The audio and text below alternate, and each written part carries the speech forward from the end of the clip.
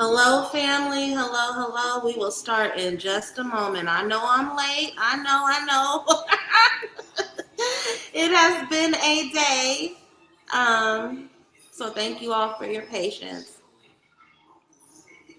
Just sending out the last, sharing the link in the last of my groups, and then we will hop into it in just a moment. Thank you for waiting. Thank you for everyone who's still here. Thank you and appreciation to everyone who's going to trickle in shortly. I thank you all.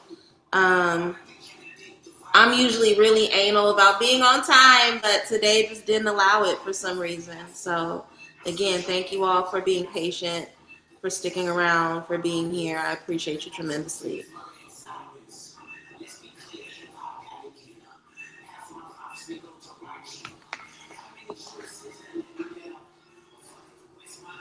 I'm gonna have to come back to the Kendrick verse because I actually really love that verse. Hi, everybody. Hi. Thank you so much for being here with me on this Thursday evening for happy hour.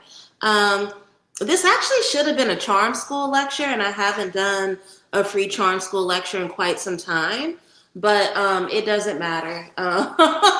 The conversation is still very necessary, and I hope that it's one that you all appreciate and benefit from. Also, just to let you all know, we've been talking, or it's been hinted towards slash requested the last few weeks that I do some sort of cord cutting live ritual. I've scheduled that. I have the dates for that. I know what that looks like. Hey, Lovana.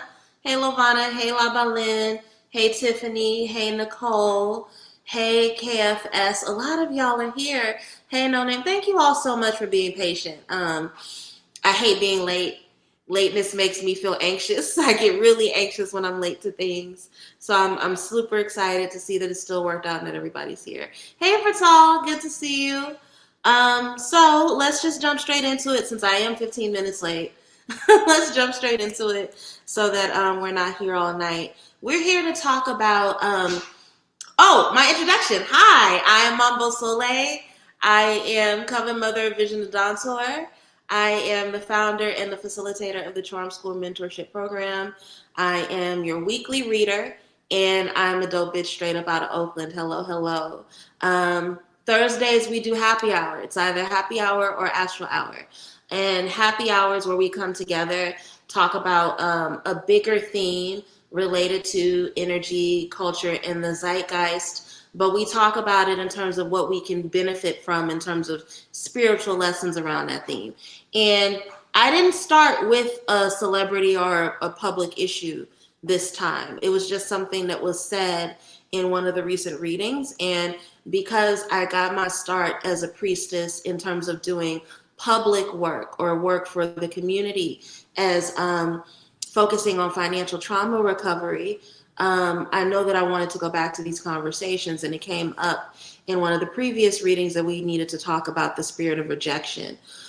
Why are we talking about the spirit of rejection? Because a lot of times there are things that we think that what we need in terms of being able to experience prosperity what's the thing we always think? We need more. We need more. We need more money. We need that money to come in with a lot of force. We need it to be unending, right? But realistically, sometimes the money is already there in our life. The opportunity is already there. But if we're engaging in behaviors that block it from reaching us, it doesn't matter, right? And when we move and operate in the spirit of rejection, we can be pushing away not only money, but love, all kinds of energetic opportunities for ourselves, right? So I really wanted to talk tonight about the spirit of rejection and how it shows up in our lives, ways we can be aware of it, things we can do to heal ourselves so that we're not making ourselves small in terms of our financial opportunity or just our opportunity overall, right? And even though I wasn't going to talk about a celebrity, as I was putting together my notes, there was one celebrity that came to mind over and over and over again. And I really don't want to turn into a session where we kick his back in, but I think Shannon Sharp is one of the most perfect examples of how the spirit of rejection can lead to financial restriction and trauma in somebody's life. I really do. I think that his personal issues with rejection, of never being able to have healed from being this dark-skinned man who grew up in poverty, who people made fun of, shows up a lot in how he operates and how he moves and the decisions that he makes and the self-sabotage he engages in, right? But before we talk about him individually, hi, Tori. Thank you so much for joining tonight. Before we talk about him individually, let's get into understanding even what the name or the definition of spiritual rejection is, okay? Now, before I start talking about the spirit of rejection, I want to set the tone. I want to talk about why we're doing this, right? Because I've noticed sometimes when I have these conversations, what happens is that people in the comments will start beating themselves up.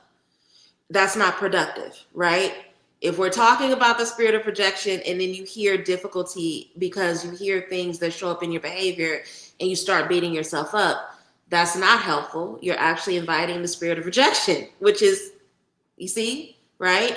The purpose of this live is to promote spiritual awareness, right?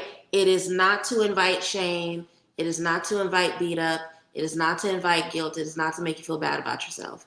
This is an opportunity for us to embrace and invite spiritual awareness around certain patterns in our life. That is the goal. That is the only thing we should be doing here tonight, okay? The spirit of rejection is often inherited, conditioned, or spiritually reinforced, okay? So you don't get up and you don't wake up and decide that you want to be in a spirit of rejection. That's another reason why there's no point in carrying shame, right? If something happened to you, if you were conditioned, if you were fed a false programming, learn how to release that programming and move forward. We don't have time for shame. Shame can be very wasteful in terms of our energy and our time, okay? So I really want us to set an intention, all right? Everybody breathe really, really deep if you can. I know some of you guys listen while you drive, so please don't close your eyes if you're behind the wheel. But if you can, take a deep breath and close your eyes, okay? The intention of this gathering is for us to invite clarity, okay? We're inviting clarity. We are releasing what does not serve us, and we are restoring flow, the energy of flow and ease into our lives, right? So this needs to feel easy. This needs to feel peaceful. We don't have time for shame tonight, okay? So if you guys have affirmations that work for you, whatever you need to do to be energetically ready to receive this conversation, go ahead and do it. Again, we're not inviting shame. We're not inviting guilt. That is not the purpose of this, okay? So let's start with, again, y'all know I gave up on dry January. I don't have time for that shit. I listened to too much. I'm too stressed out. Fuck it. Red wine here. The spirit of rejection is a spiritual and psychological influence, okay? And it is a spiritual and psychological influence that reinforces or convinces a person that they are unwanted, that they are unchosen, that they are unworthy, or that they are perpetually excluded, okay? And this belief of being unwanted, unchosen, unworthy, or excluded causes people to expect loss. It makes them believe that loss is a part of their birthright. So rather than believing that abundance, that excess, that treasury, that wealth, that ease and peace are a part of their birthright, they believe that unworthiness, that rejection, that exclusion, that poverty is their birthright, okay? So you accept abandonment, you accept denial, you accept loss before it even happens. In fact, you expect loss more than you expect breakthrough.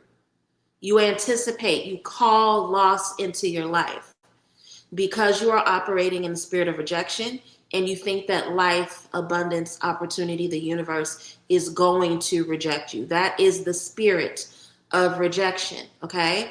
And there are ways in which a lot of people operate in the spirit of rejection and don't even understand or know it, okay? So let's talk about some key characteristics. It can operate through the primary way is that it operates through the anticipation of loss, right?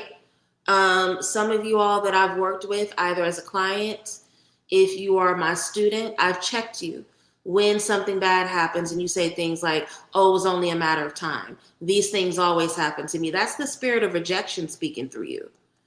Because why do you believe that anytime something good happens to you, something worse is on the tail end? Why are you constantly anticipating and waiting for the other shoe to drop, waiting for opportunity to go sour? That is the spirit of rejection operating within you, okay? Another characteristic is that it can create self-rejection first. So you reject yourself before other people even reject you. What does that mean? What does that look like? There's a promotion, an opportunity available at your job that you are absolutely perfect for, but you tell yourself you're not worthy of it. You come up with 8, 10, 9, 12, 11, 15 different reasons why you shouldn't go after it, instead of understanding that that was a doorway opened for you to have expansion, right? I see it a lot of times with people that I'm doing love work with. Somebody is attracted to you. They like you and they want you, right?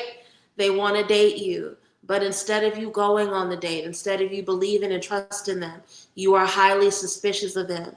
You are rejecting of them. You're telling yourself that you're not their type.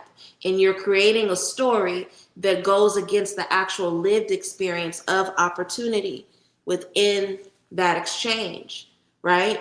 That is how we engage in self-rejection. It's through rejecting ourselves first. It's through telling ourselves that we're not worthy of opportunity.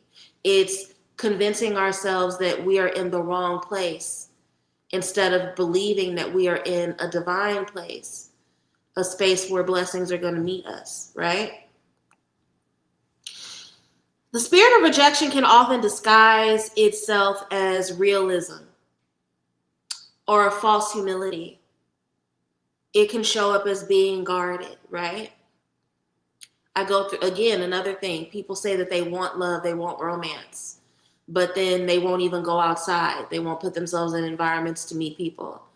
Or if they do meet somebody, they're guarded and suspicious, right? Realism. I'm never going to be a millionaire, so why should I even pray for or ask for that, right? Only the 1% is allowed to live well and to have wealth. So why would I even expect? Why would I expect vacations to be a normal part of my lifestyle? Why would I expect favor and overflow to come from nowhere? That's the spirit of rejection showing up in your life. That false humility, right? That making yourself small because you don't believe you deserve, you don't believe you get to have those opportunities. That's the spirit of rejection showing up in you. I'm struggling with this right now. I hate to hear that that's your situation, but I'm glad that you're here to be a part of this conversation tonight, because my hope is that I say something that allows you to release that within yourself, okay? So I want to be really clear. The spirit of rejection is not the same thing as discernment. Discernment and the spirit of rejection are two very, very, very different things. And you can get yourself into really dangerous territory when you confuse them for being the same thing. We're going to talk about that a little bit more in detail later, okay? The spirit of rejection is also not the same thing as someone saying no. A rejection is not the same thing as the spirit of rejection, right? People are going to say no. People are going to say no to you. I hate it. As a Taurus, it's my least favorite word, right? People are going to say no. But that's not the same thing as you having the spirit of rejection. The spirit of rejection is the belief that life is giving you a constant no, that you are unworthy and you are unloved and you will never have what you want. That's very, very different. The spirit of rejection is internalizing no as proof of your unworthiness. Okay? So the no itself is not the spirit of rejection. The belief that if you receive a no, it's because you are deserving of a no, and you are a constant no in your life. That is the spirit of rejection. Very, very different, okay? Let's talk about this in terms of the spiritual roots. Where does the spirit of rejection come from spiritually? How does that get imprinted on us? Okay. Let's be real. Some of us have the spirit of rejection as an ancestral lineage. This is why ancestral life path readings are important. This is why doing your ancestral trauma recovery work is important. This is why your womb healing work is important, right? Speaking with your ancestors to understand what is inherited guilt and shame is really, really important. When I talk about the spirit of rejection being ancestral, what do I mean? I'll give you a great example. You talk white. Aha. You talk white. How many of you have been told that you talk white? How many of you have told another Black person that they talk white? That's a spirit of rejection. That is a spirit of rejection. If you have the belief that Black people are only supposed to speak one way, okay? If you have the belief that Black people are only supposed to speak one way, and if they speak that way, that they are not a part of your community, that is a spirit of rejection. Because you have a belief that standard English or talking properly or sounding whatever is not something that you and your people are worthy of, and that it is inauthentic. It is imposter syndrome. Spirit of rejection can show up through imposter syndrome. That's actually one of the most palpable ways it shows up, okay? Another ancestral way that the spirit of rejection shows up, right? You have a ceiling, a financial ceiling. No one in your family has ever made more than $100,000. And even though you may be the most educated person in your lineage, in your generation right now, you have hit a wall with $100,000. You have not allowed yourself to make $100,000. In fact, the last position you got, they offered you $98,000, right? I've seen this happen with people. I've literally seen this happen, where because whatever invisible threshold that is related to them ancestrally, they literally cannot go beyond something, to the point where they will literally get at the finish line. If a company has $98,000 to give you, they have $120,000 to give you. I know that because I've worked in higher education. I've worked in the nonprofit sector. I know these things. There is no difference in a budget between $98,000 and $120,000. The only difference is that spirit of rejection coming through in an ancestral way and creating that energetic block, where not only you can't get past that block, you don't even think to ask to move past that block. Those are some ways that the spirit of rejection can show up ancestrally, right? Constant displacement. If you come from a background where your people have either always been displaced from their property was stolen, and that created an ancestral wound, and ever since the property in your bloodline was stolen, your people have struggled with stable housing, that's the spirit of rejection showing up in an ancestral way, okay? Are we clear on that? Are we clear about the examples of ancestral ways that the spirit of rejection can show up? Hit those scales if that makes sense to you. Because if it doesn't, let me know. I need to make more examples. But I feel like those are pretty clear. Hit the scales if that makes sense to you. I have been told I talk white by white people too. Now that's racism. That's not the spirit of rejection. That's racism. I've gotten that before. I've been on the phone with people and I've shown up and they've told me that I've sounded white. Somebody told me I sounded Asian once, which was like, girl, that's just your racism. Like you just, I don't even know what it means to sound Asian. I know I don't sound Asian, right? But that's just racism. That's not the spirit of rejection. That's different. You talk white is something I deal with a lot as a pale mixed girl. Yeah. But that's a really particular thing. Okay, so the example makes sense. So I'm gonna go ahead and I'm gonna move forward into another example for everybody to follow along with. Hold on, let me get this comment off of the screen. Let's see.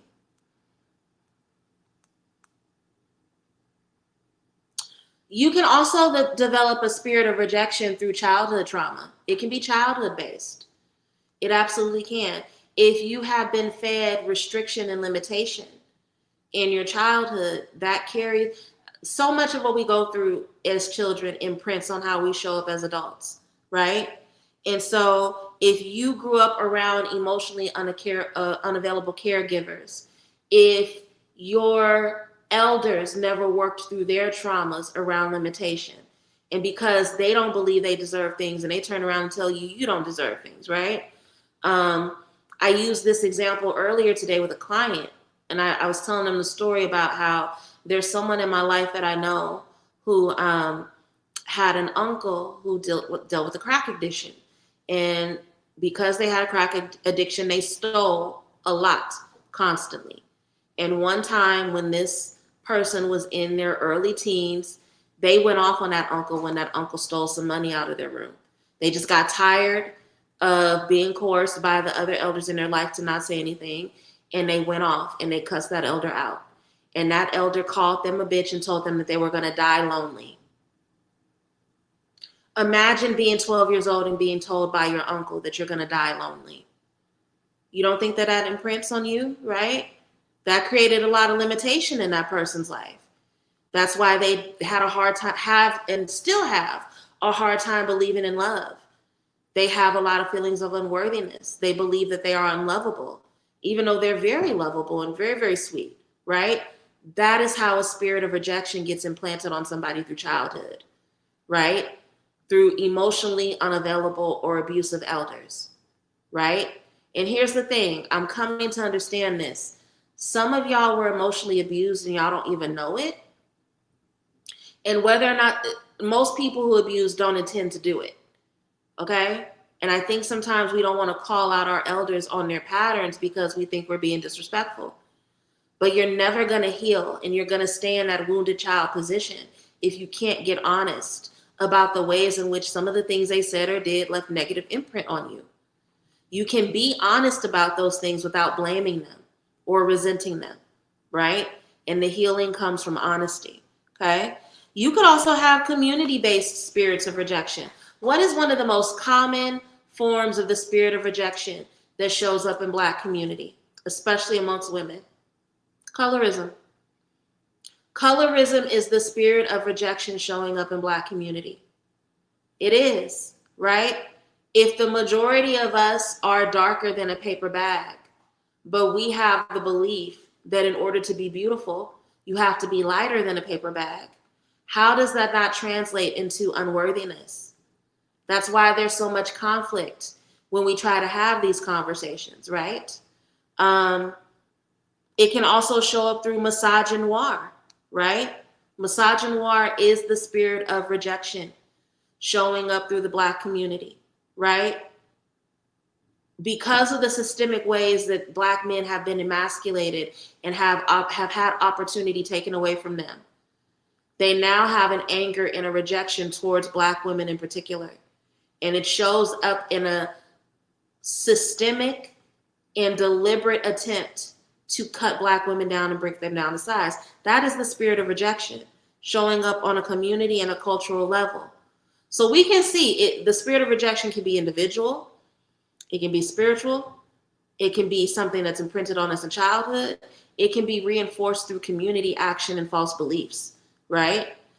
So the spirit of rejection can show up in a multitude of ways. It thrives where there has been silencing and erasure.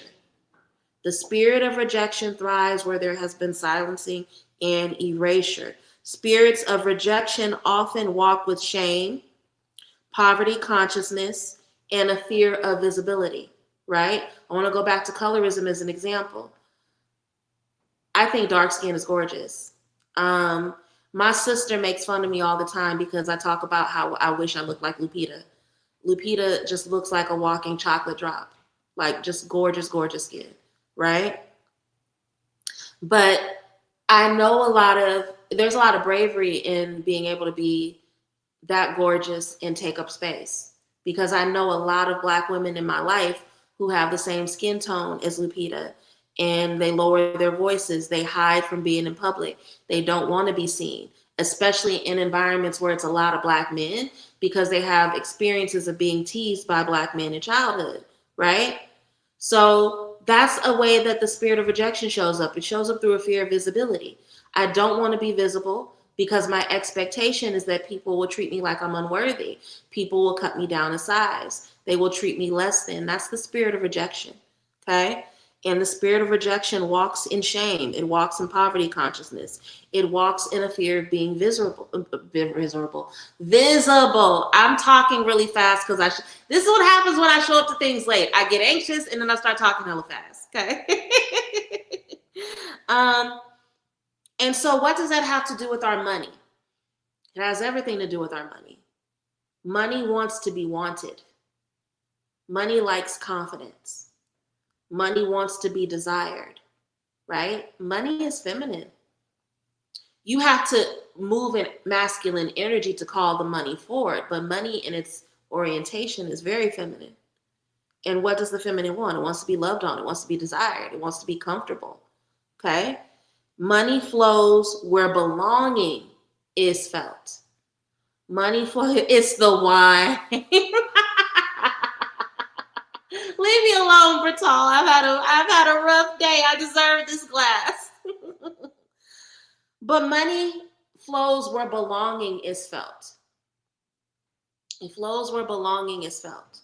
And if you constantly feel like you don't belong because of your skin, because of your background, because of false things that people have told you, if you constantly walk around in an energy of unworthiness, do you think that money is going to stay with you?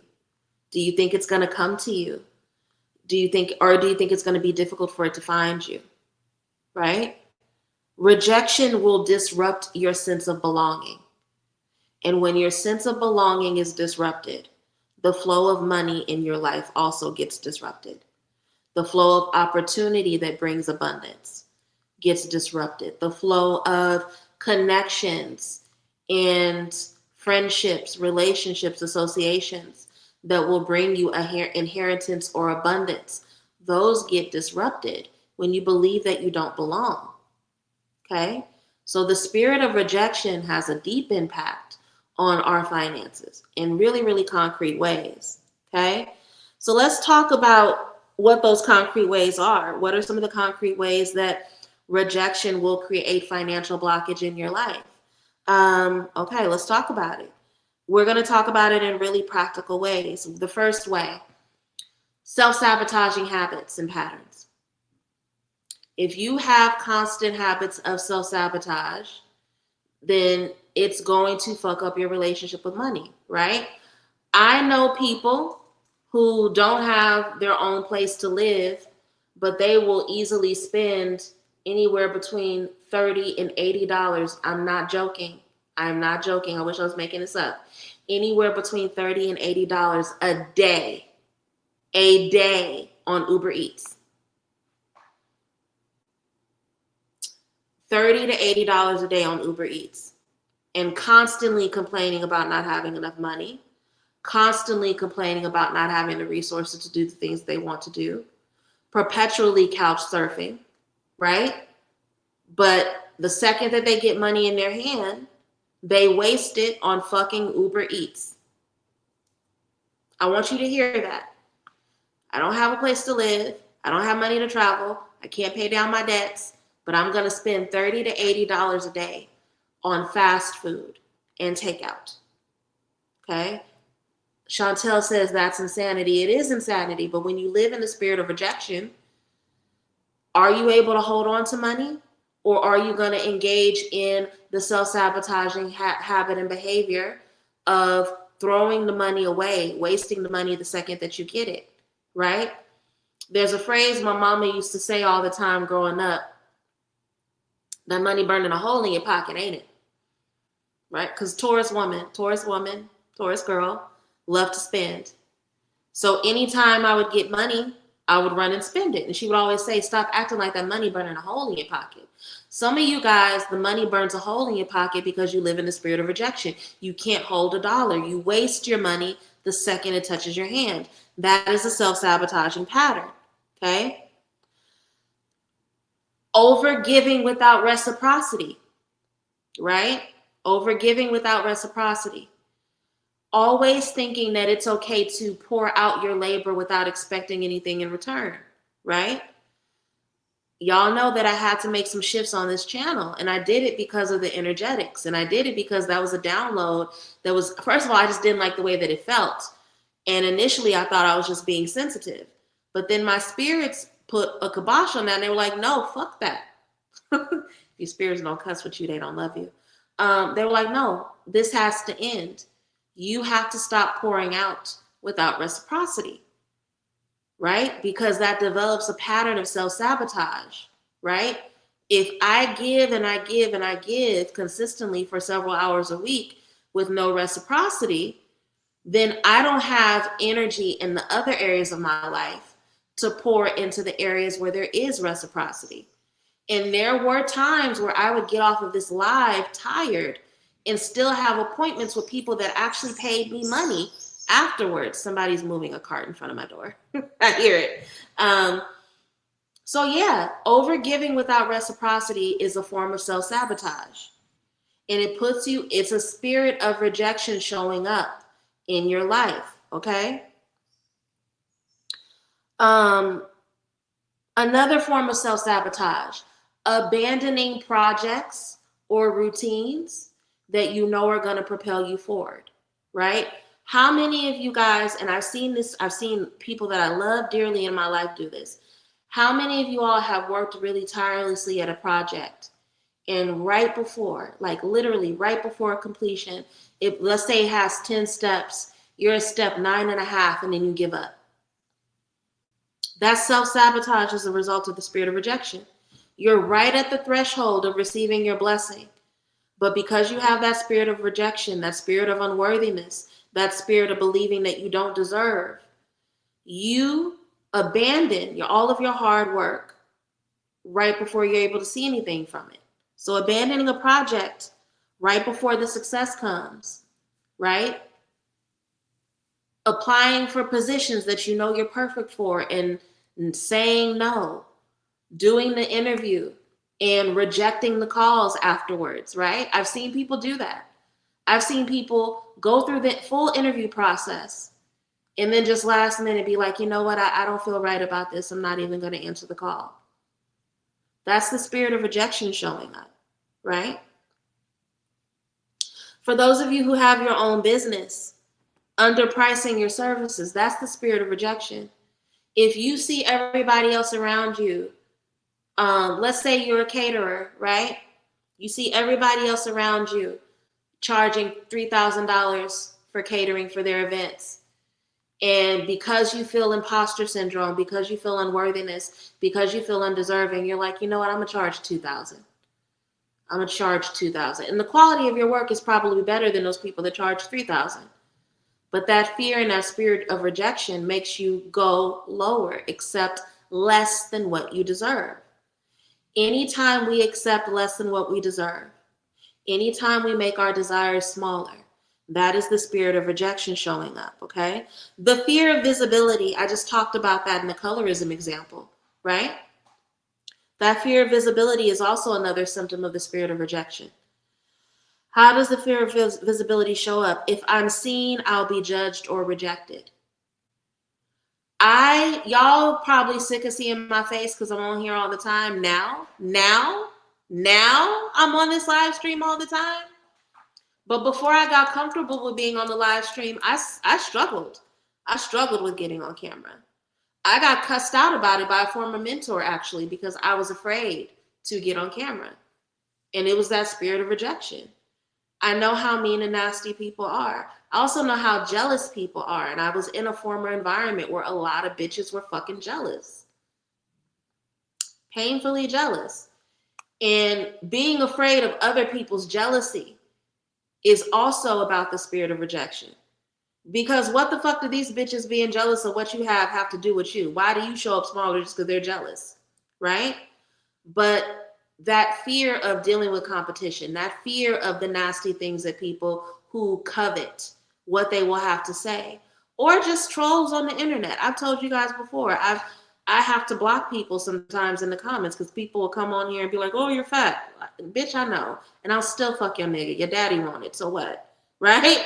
Like, they'll come on here and say, your braids are old. Pay for new ones, bitch. Like, you know what I mean? Like, people will say nasty things. That's a part of life.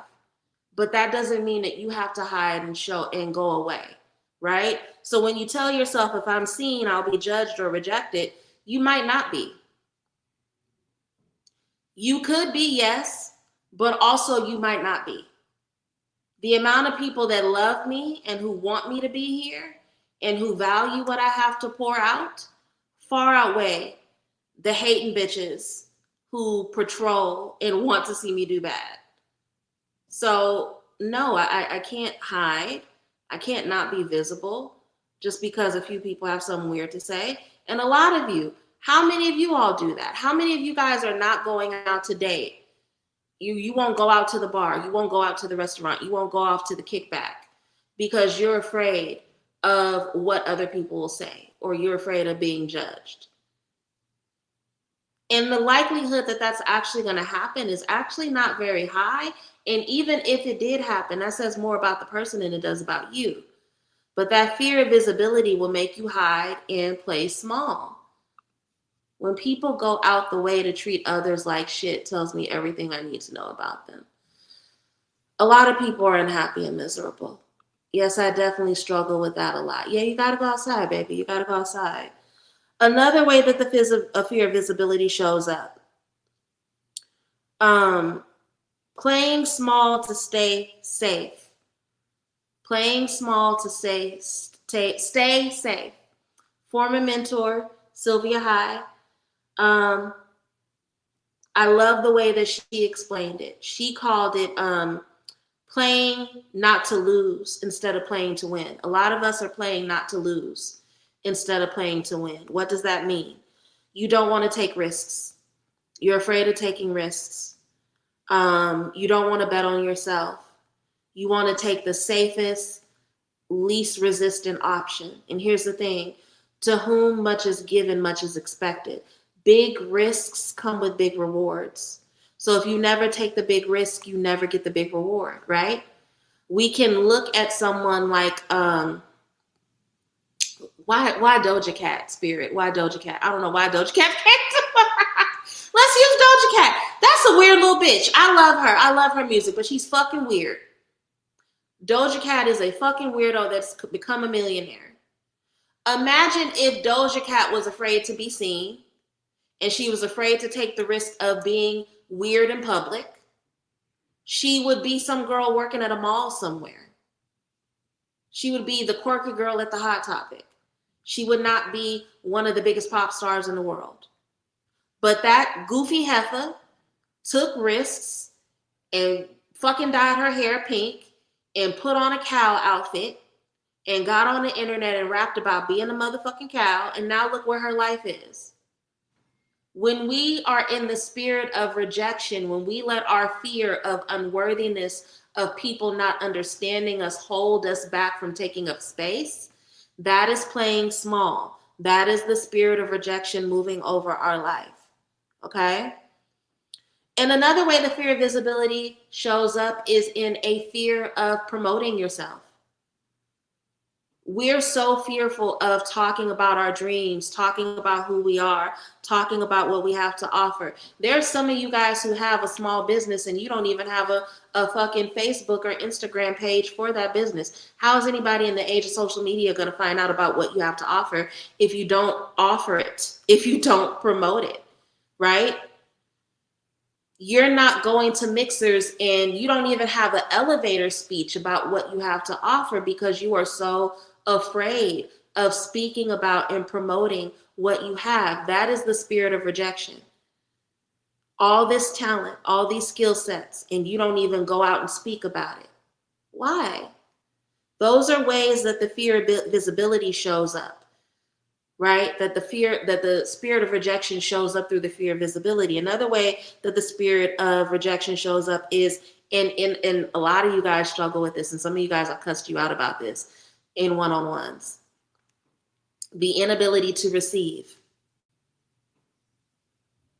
One of my godchildren who's on here right now, they got this bad. Don't let me try to do nothing nice for this heifer. Don't let me tell her she don't have to give me something. Don't let me tell her she just needs to show up to something without paying. Oh my God. Oh my God. The fight and the counseling and the, the hours long conversation. But that's the spirit of rejection. An inability to receive kindness, overflow. What is the fucking point of praying for overflow and favor in your life if when somebody tries to give you favor, you reject it? Do you see what I'm talking about? The spirit of rejection. It will make us push things away that we pray, fast, and beg for. Okay? You know I'm talking about you. I love you down, but you know I'm talking about you. So what does that look like? Discomfort when money flows easily. Thinking that you're doing something bad when money flows easily or comes into your hands easily. Guilt around abundance, right? Feeling guilty when somebody tries to give to you or pour into you. And it doesn't even have to be money. It can be opportunity, right? Somebody trying to give you free classes. Somebody having an access pass to a conference or something and giving it to you.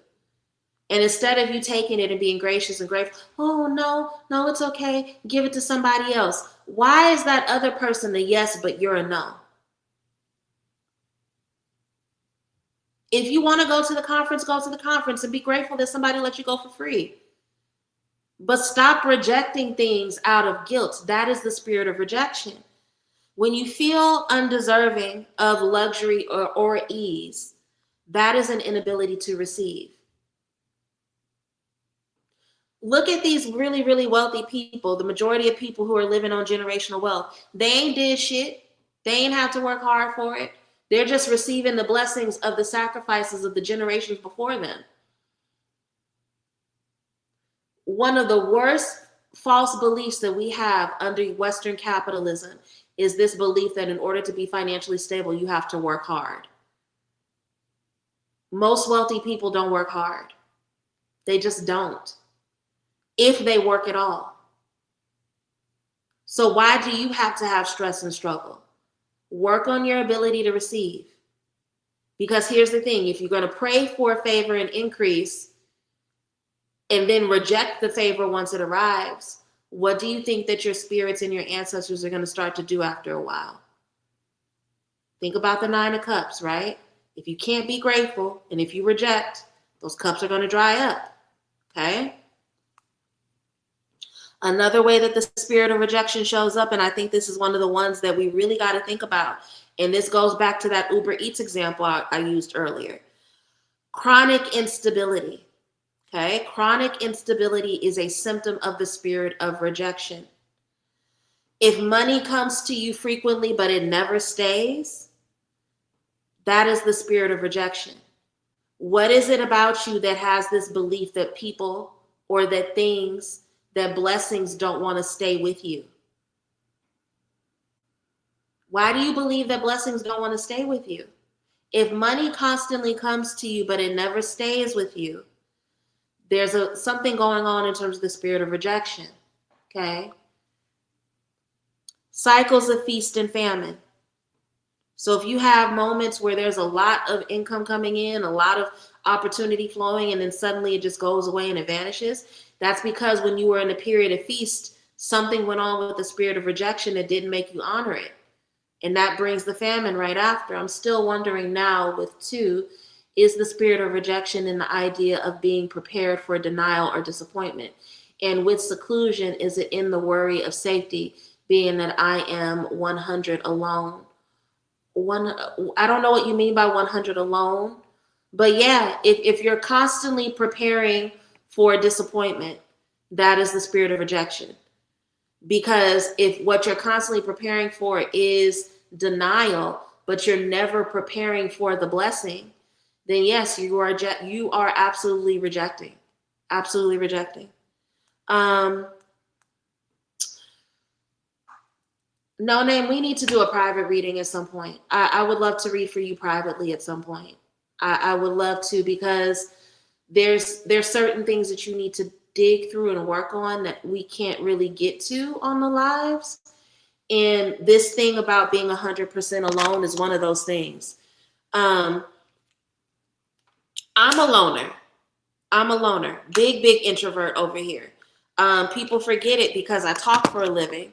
Big introvert. I spend a lot of my time by myself. I spend a lot of my time alone. But I am in no way, shape, or form lonely. I am loved beyond measure. My nigga gets on my nerves sometimes the way that I'm smothered. And I'm not even talking about in terms of my romance. Like, I can call any of my siblings right now and they would drop what they were doing to see what I need and want. I have friends that I've had for decades that light up when they hear my voice. I'm loved beyond measure, right? And there's a massive difference between being alone and being lonely. And even the conflation of those two things is part of the spirit of rejection, right? I can be in a room by myself and I still have an army of ancestors behind me. I remember a girl that was fucking at me at a previous spiritual event learned that the hard way. I didn't know that they had ill intentions towards me. They asked me to go outside with them at night in the dark. You don't ask a mambo to go somewhere with you in the dark at night. They don't show up alone. And once we got outside, this girl was like, oh my God, there's an army of people behind you dressed in white. And I'm like, yeah, though those are my ancestors. I don't go places alone, right? But when we operate in the spirit of rejection, we think that if we're in a room by ourselves, we're somehow unloved or lonely, right? So I hear you, but I think there's something that needs to kind of be shifted in terms of your perspective, because being alone and being lonely is not the same thing, baby. It's just not. I hope that makes sense.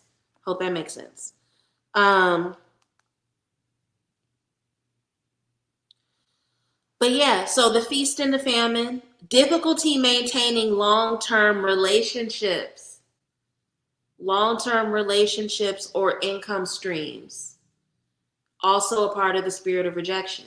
You just heard me say that I have friends that I've known for literal decades. I've had friends, especially when I was going through a transition in my business, that offered to loan me money. And I told them no, not from a place of spirit of rejection, but from a place of, I'm going to figure this shit out, right? I didn't ask them. They just show up and they want to help me. And I think that because I have a good sense of when I need help and when I don't, that's part of the reason why they want to help me, right? But my relationships, I have a good reputation. And sometimes when you live in the spirit of rejection, you will fuck up long-term relationships because you don't think that you're worthy of them. One of the biggest forms of wealth we have in our life is community, is our friendships, are the people that who can speak to and give testament to the progress that they've seen us make over decades or over years. And if you're constantly fucking up your relationships, if you're constantly sabotaging your relationships, you are stunting a major form of wealth in your life. You guys hear me talk all the time. I do these live streams and I have my Facebook group and I advertise on social media just because it's part of the gig. But about a good 70 to 85% of my business comes from word of mouth.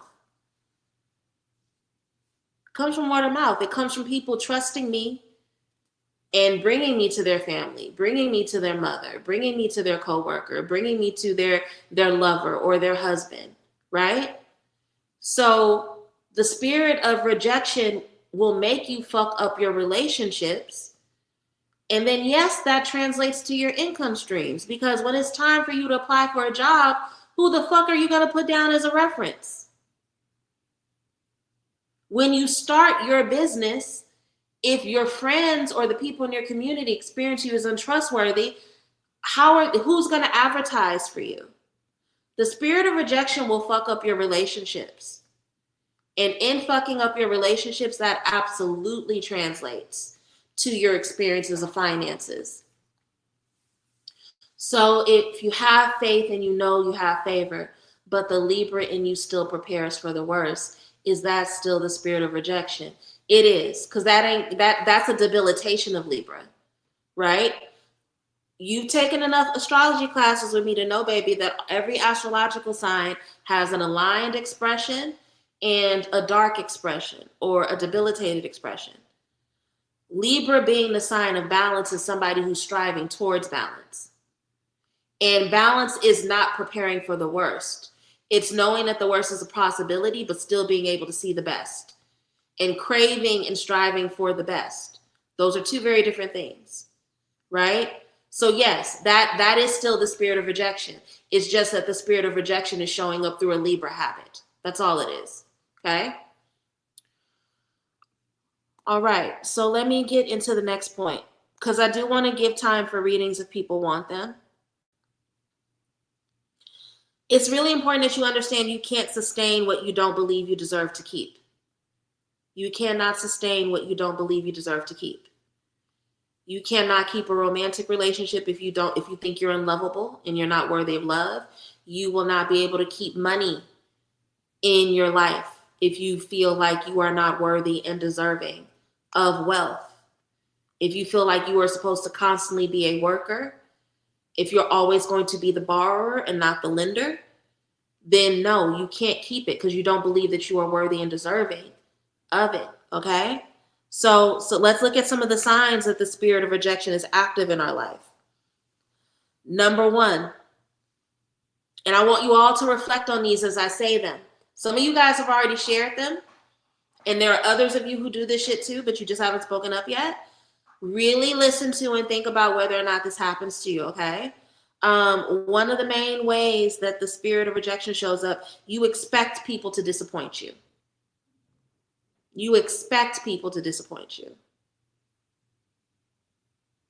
If you're always expecting someone to disappoint you, that is the spirit of rejection. If you're just waiting for the moment for somebody to hurt or betray you, that is the spirit of rejection. Now, here's the thing. I've already expressed that discernment and the spirit of rejection are not the same thing, right? Having enough discernment to understand whether or not somebody is unsafe is different than telling yourself, nobody is safe, I expect everyone to hurt me. They're very, very, very different things. The spirit of rejection tells you that everybody is going to disappoint you. And it invites, in that really Eight of Swords way, it invites rejection and disappointment, okay? You pre-reject yourself before opportunities arise. I'm going to say this again. You pre-reject yourself before opportunities arise.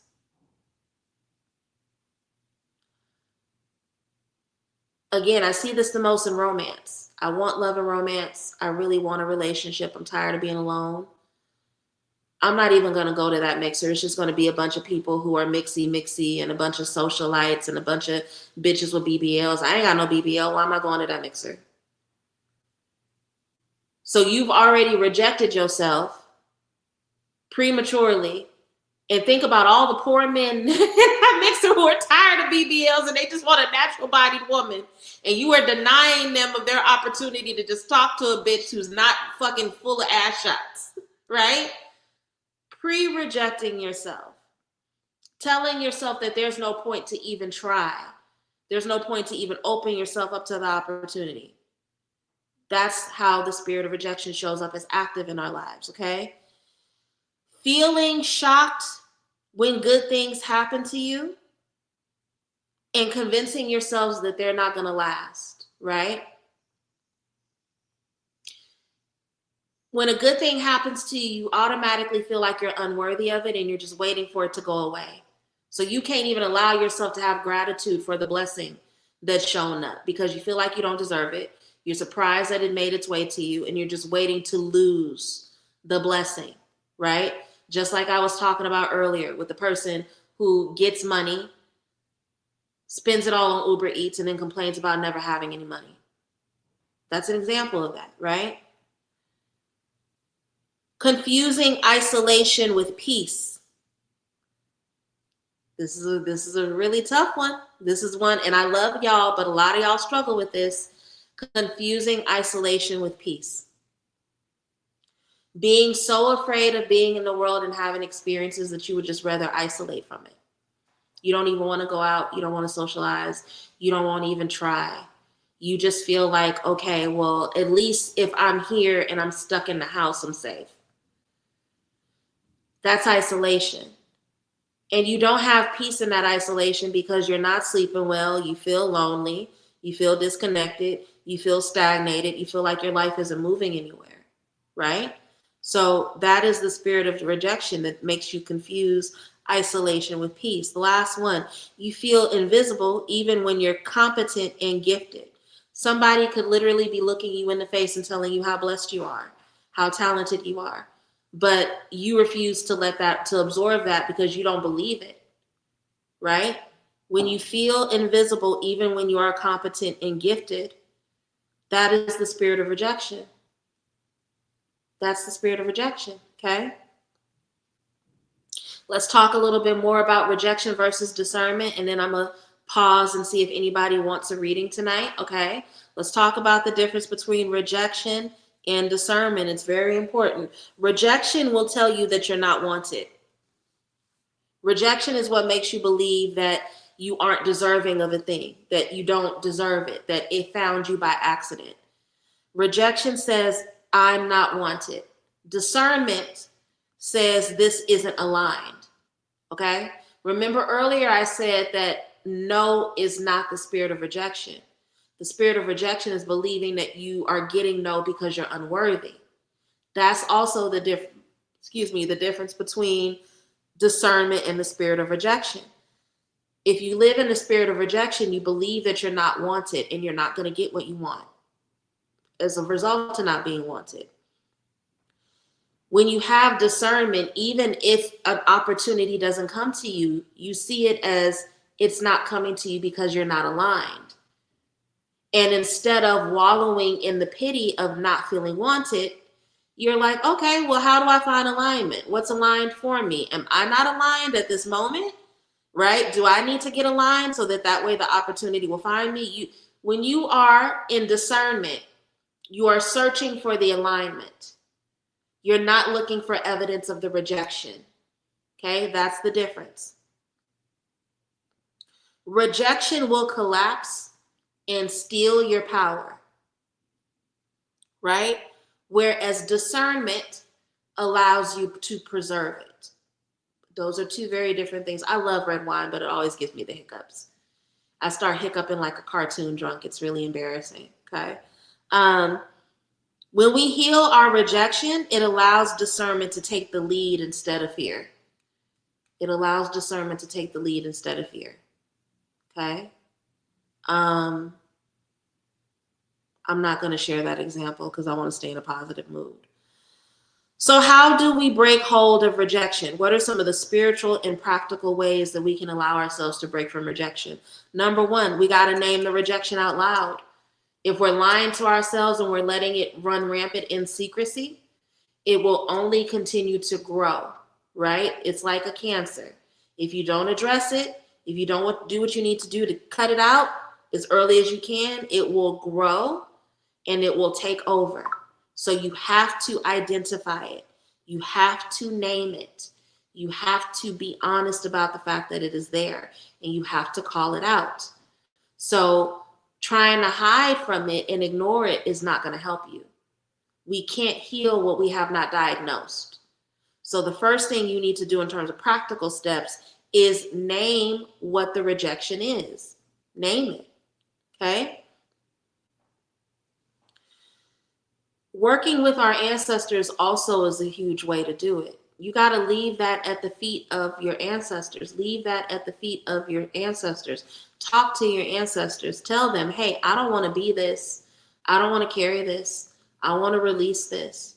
Working on doing your ancestral work will also help you navigate the spirit of rejection. Also, alignment with Ori. Ori will tell you what you need to do, right? Those are two ways that you can really, in practical spiritual ways, help yourself break through the spirit of rejection, okay? Water work for emotional clearing and healing. This is why spiritual baths are so important, right? I think there's a way that a lot of y'all let me say that. There's a collective misunderstanding of what a spiritual bath and what it's supposed to do, right? What it is and what it's supposed to do. And I think a lot of people take spiritual baths for the aesthetic instead of letting them actually heal them. But working with water and working through water, spending time at the river, speaking and talking to the spirits of the river, using your spiritual baths, right? You may need to do more than one spiritual bath, right? There's a storm coming. Collect your rainwater. Cleanse away those doubts. And as you're cleansing away those doubts, asking your spirits to strip those false beliefs away from you. That is something that you really, really got to do. But water holds memory and it holds emotions. And if your emotions are blocked, you have to use water to clear that, okay? Show up even when approval isn't guaranteed. Show up when approval isn't guaranteed. I just told you guys, I had a fear before I started doing live streams. I didn't want to deal with negative comments. I didn't want to be surveilled by jealous bitches. I'm still being surveilled by jealous bitches. It is what it is, right? Approval is not always guaranteed. There have been times where I've gotten here on this live and I've been talking to 3 motherfuckers. Just me and 3 other people. There have been times when I've gotten on this live and I've had 40 people on the live. Blessing, but I don't care. I'm going to show up in my authenticity, whether it's 4 people or 40. You have to build the muscle memory of, look, I'm going to do what I need to do because I need to do it. Not worrying about gathering evidence of why you should run and hide. Okay? So show up for yourself even when approval is not guaranteed. Go to the mixer, even if somebody doesn't talk to you there. Go there, be cute anyway, drink your glass of wine, and be grateful that you took your black ass out the house, okay? But you have to show up even when approval is not guaranteed. That's a practical shift that will help you fight through the spirit of rejection and break out of the spirit of rejection. Because even if there's a potential that the rest of the world will say no to you, you chose you. And the more you choose you, the more opportunity will choose you, and the more that money will choose you, okay? Practice receiving without justification. Practice receiving without justification. Let people do nice things for you. Let it happen. Let them do it just because they want to. Let them do it just because they want to. Instead of feeling guilty and taking account of every nice thing that somebody does for you, and feeling like you gotta pay it back because you need to earn it, just let nice things happen. Let the nigga at the bakery give you the free croissant. If you want to tip them, that's great, but you don't have to. Just take it. Take the nice thing, right? Let your homegirl pay for you to get your nails done. You probably did 8 fucking other things for her and she just wants to pour into you a little bit. Let her pay for your mani-pedi. Let people do nice things for you without any justification. Just let it happen. That builds a memory that you are worthy and you are deserving. And guess what? The more you have that memory, the more you have a full cup, the more spirits will keep your cup full. Okay? And this final one, this is where a lot of us struggle. And I'm saying us, I'm talking collectively because I don't want you all to feel alone. Staying consistent after the no. That is a practical step that will help you break out of the spirit of rejection. Some of you guys crumble under one no because that no for you is evidence of your unworthiness. But if you believe in your worthiness in that chariot card energy kind of way, where it doesn't matter what the obstacle is you hit, you're going to keep moving until you get what you want, right? Then that one no ain't shit. It's just a bump in the road that you have to cross over to get closer to what you want. Stop crumbling under the rejection of one no. Show up and be consistent after a no. In my previous environment, there were people that thought that I was going to just give up on my spiritual business just because I was ostracized and kicked out of that environment over some bullshit. That environment was an environment that was not worthy of me. It's not God.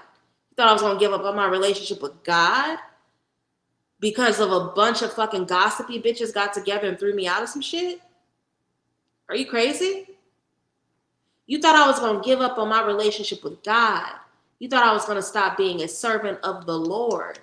You thought I was gonna ignore the calling of my ancestors just because one environment was not capable of honoring my gifts. Got me fucked up. I got more consistent after that. Be consistent after the no, because that consistency will reward itself.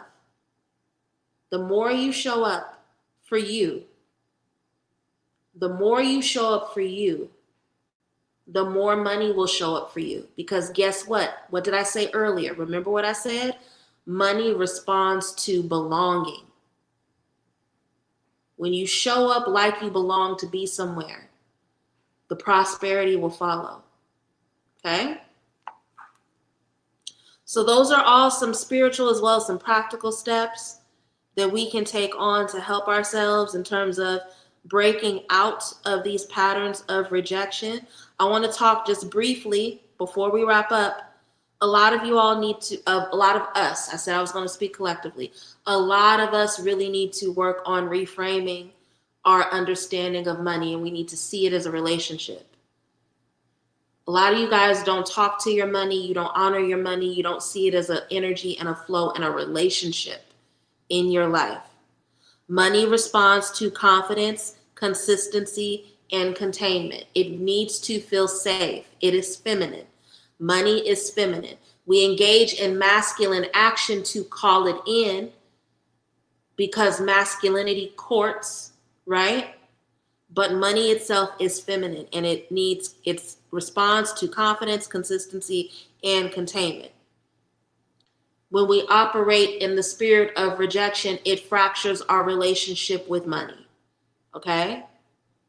Rejection fractures our relationship with money.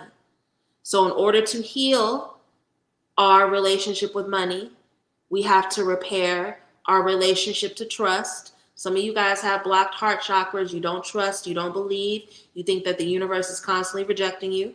And that blocked heart chakra, I always tell you, I've been telling you guys for years, heart chakra is not just about love. That's where the money lives. That's where the money resides, right?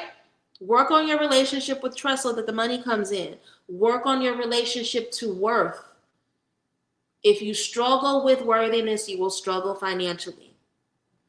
Believe that you are worthy and deserving so that you can get what you want, okay? Work on your capacity to hold abundance. If you get $5 and you run out and spend that $5 on Chinese food the second it touches your hand, you have no capacity.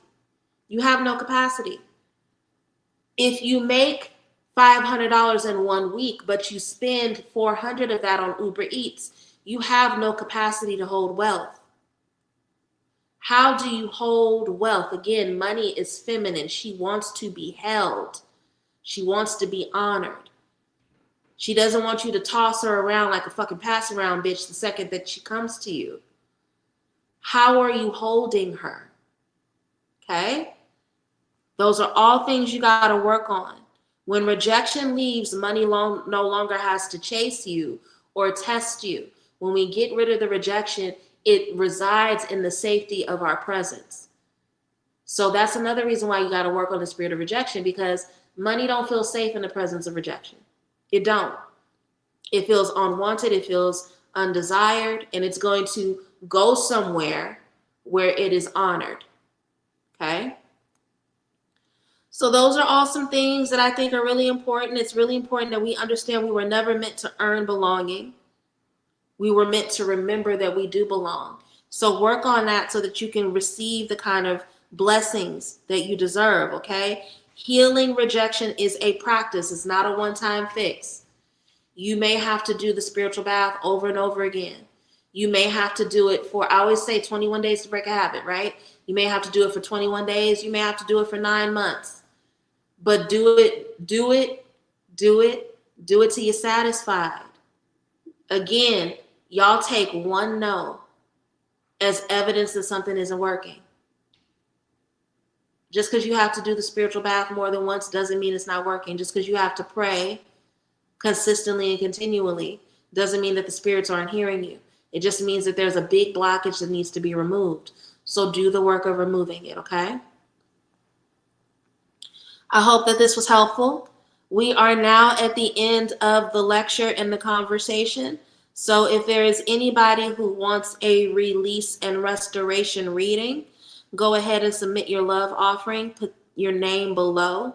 I'm happy to do a reading. This reading will help you understand where the spirit of rejection has entered your life, how it's showing up in your life, and what you need to do to release it. So if you would like a release and restoration reading, go ahead and submit your love offering and put a comment below, and I will definitely go ahead and do a reading for you, okay? As you are doing that, I want to bring you guys up to speed, up to date on some things that I'm working on.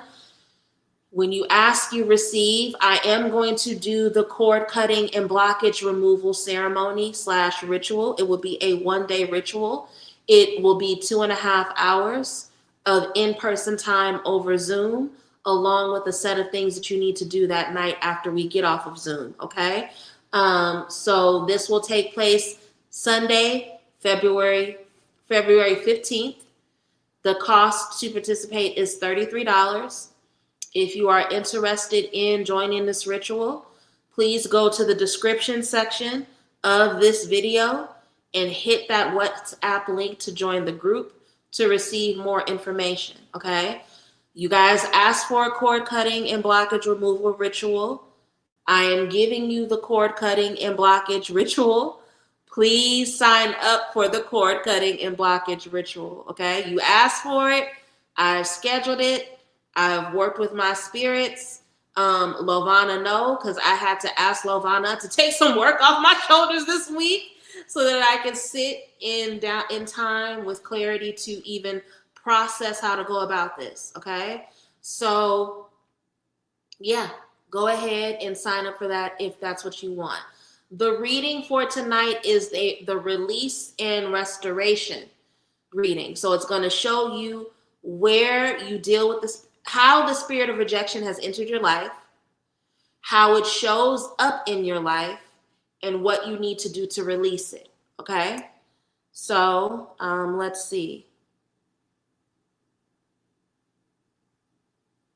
All right, Nicole and No Name have submitted. We also have Tiffany, KFS, and Tori. All right, so I will start with the order in which they received. Nicole, I'm gonna start with you, and then we'll do No Name, and then we'll move down the list. If there's anyone else that would like this reading, go ahead and send in your love offerings, and I will get to you in order, okay, in the queue. Go ahead and submit your love offering, and then I will get to you. We will start with Nicole. Thank you, Nicole.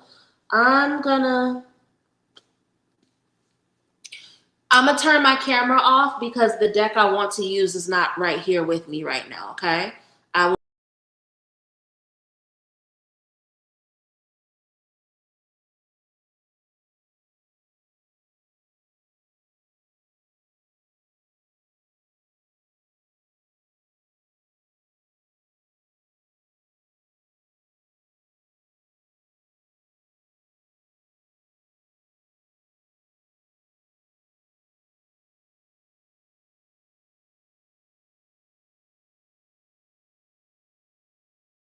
Let me get back on stage so I can show you. I don't know if you already have this deck, Nicole, Tarot of the Divine. This deck really, really likes you. This deck likes you. This is the deck that I use to do your forecast reading. And it literally calls for you. So if you don't already have her, I would encourage you to either go to a Botanica and look for it or order it offline because she really likes you. I think the energy of this deck really responds well to you. So this is what I'm going to use to do your reading tonight, okay? Ancestors, angels, city masters, spirits walk with me, elevated ancestors. What wisdom does Nicole need about the spirit of rejection in her life? Where did it enter? How does it show up? What does she need to do to release it? Any wisdom shared is deeply appreciated.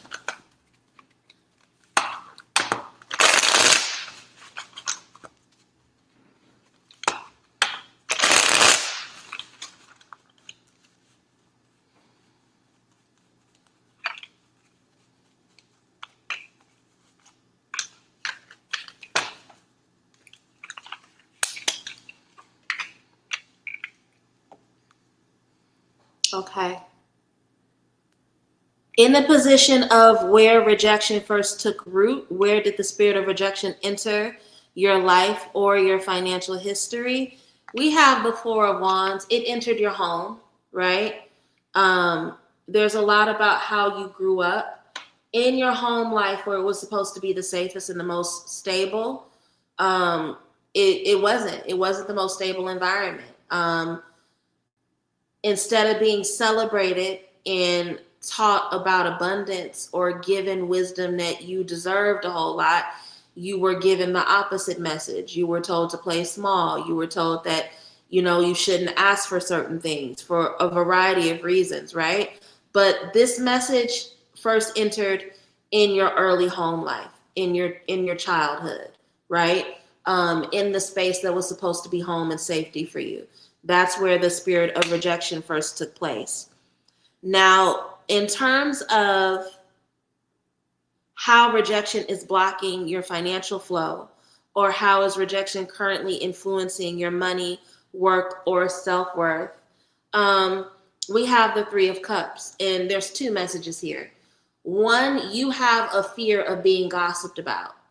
You don't trust, especially like groups of women, busybody women, right?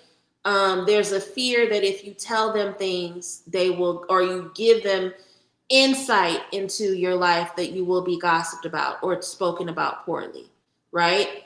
And in addition to that, the other side of the Three of Cups is that that fear also makes you not celebrate yourself. You don't celebrate yourself. You don't advertise your efforts. You don't really promote yourself in the ways in which you should or need to.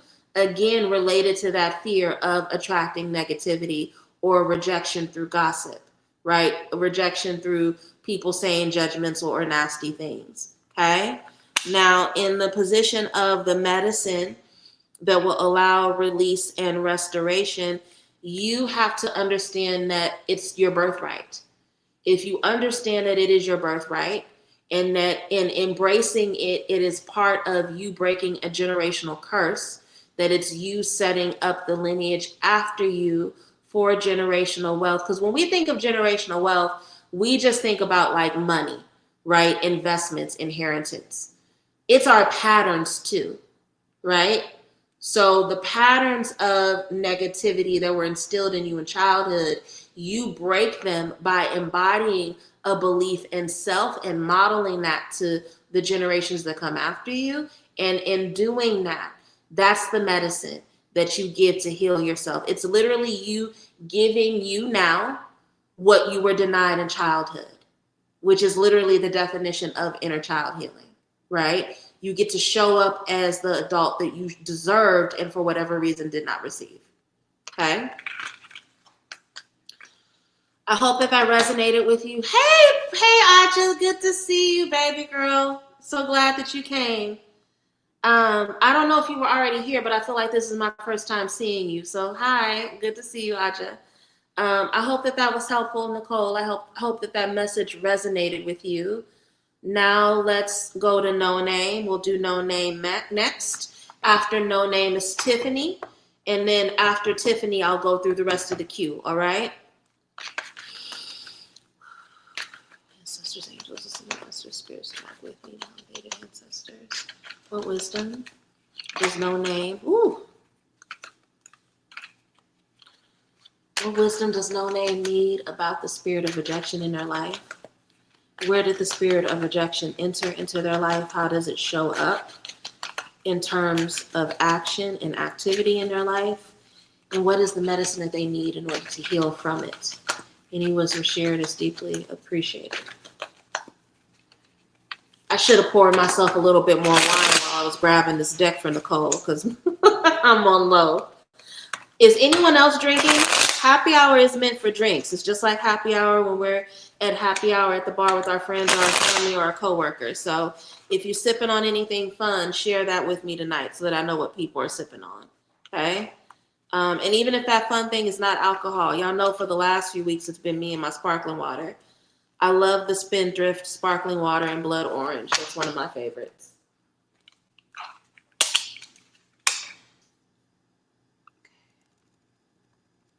You are very welcome, Nicole.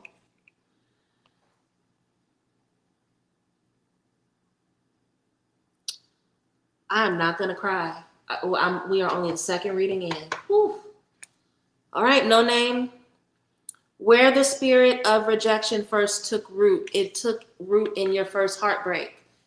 You never really knew or were taught how to recover after heartbreak. Um, Five of Cups is literally depression as a result of a rejection or a heartbreak. We lost something. We've stayed stagnated in that hurt and that pain, and it makes it hard for us to see the opportunities and the cups that are full around us. Some iced tea would be delicious right now. That sounds delicious. I actually, before I go to bed, I think I'm gonna brew some iced tea so I can have it tomorrow. Sorry, me being a Taurus and distracted by talking about treats.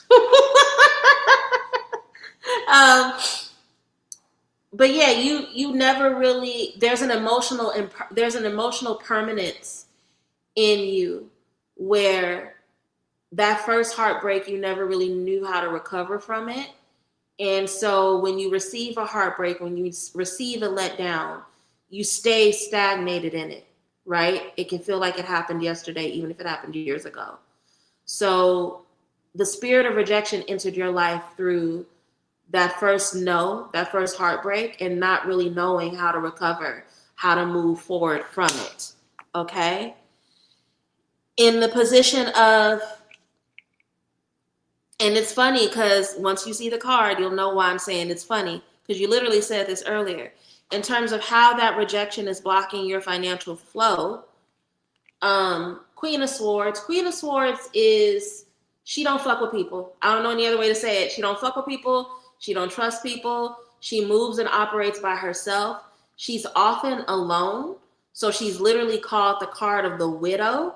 But if she is around somebody, in the rare occasion she is around somebody, it's literally just her husband and just her child. So the rejection is blocking your financial flow because you're in isolation. You've isolated yourself.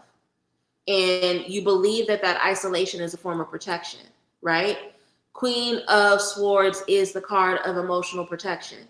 She does things to make herself feel emotionally safe. In her alignment, that emotional safety comes from working on her communication, working on her ability to articulate her boundaries so that she stays safe. But in her misalignment, in her debilitation, she's isolated. And if she's not careful, that isolation can turn into her being embittered. So this is showing up as a warning for you, right? You're isolating to have what you believe is peace. But if you're not careful, especially as you get older, it's going to make you really bitter, baby. So you got to work on that. In terms of the medicine that you need that will heal the spirit of rejection in your life and allow restoration, the remedy that's going to allow you to restore abundance, Hangman, you need a paradigm shift, right? Hangman comes up when we're engaging in habits that actually victimize us, that are harming us, and we need to see the bigger picture. We need to have the bird's eye view so that we can have a paradigm shift that will bring us closer to patterns and behaviors that bring us blessing as opposed to limitation, right? This is a Pisces energy. This is why it's called the card of the martyr, because Pisces, better or for worse, can get wrapped up in the escapism of a thing when they are afraid of it. And we hear escapism when we think about the positive, but that escapism can be negative, right? And if you think that the world is a scary place and that people don't mean you well, and you hide based on that, that's a form of escapism that's related to Pisces, right? So you got to learn how to cope with heartbreak so that you don't remove yourself from the world. Because over time, that removal from the world is going to make you embittered. And this is coming up as a lesson now so that you have the paradigm shift and you can see it and change it before that embitterment sets in, okay? I hope that that resonated with you. I hope that that was helpful. Let's get to Tiffany next. Oh my God. Now, I have not had a good Moscato in forever. I stopped drinking Moscato at one point because it felt sweet, too sweet. But I found some good ones that weren't like syrupy or sugary. I could use a good Moscato right now. Only water for me. Nothing wrong with water. We got to stay hydrated and cute out here. We can't be out here dry and ashy and mean. So if you need to, if you need to hydrate, go ahead and hydrate. Italian sweet cream coffee. I love a good coffee creamer, but it's late. It's late. If I were drinking coffee right now, I wouldn't be able to go to sleep at all. But I do love a good coffee. I love a good coffee. I hope that resonated with you, No Name. Okay, good. No Name, I know it's a financial investment, and we can talk offline to figure out how to make it accessible for you. But I really want you to consider booking a reading with me. Okay? I think that the fact that I had to fight back tears when I pulled your cards, there's some things there that need to be unpacked a little bit. And I think we can only go so far in these live 3-card readings. I think you need some intensive time, okay? No pressure. Take your time. But again, if you have questions, ask me, okay? If you have questions about my services and ways to make it accessible to you, let me know. But I think you need to get on my calendar. Okay. I was a barista for about 4 years too, but I still can't drink coffee late at night. If I drink coffee after 7 o'clock, I'm not going to bed. I'm just not going to bed. All right, let's see what's in store for you, Tiffany. Tiffany, you still here? I got you, Chantel. I got you in the queue. It's a couple people before you, but I'll take care of you. Once I'm done with Tiffany, I'll go through the order of the queue, okay? Sisters, angels, and master spirits to walk with me. Give us wisdom into how the spirit of rejection shows up in Tiffany's life. How did it enter? What is the evidence of its presence? What does she need to do in order to release and remove it? What is the medicine? Any wisdom shared is deeply appreciated.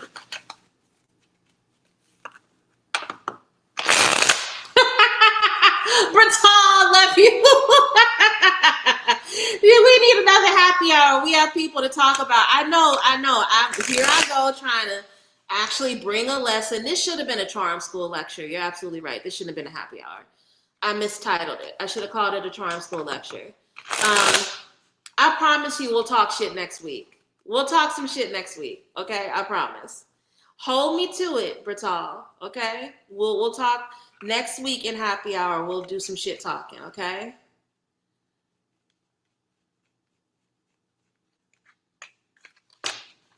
I've never done a live stream on a Saturday. If I did a Saturday afternoon live stream, would y'all show up? Let me know. Okay. Let me go. I'm so busy being silly. Let me go back up to Tiffany so that I don't forget the order. All righty.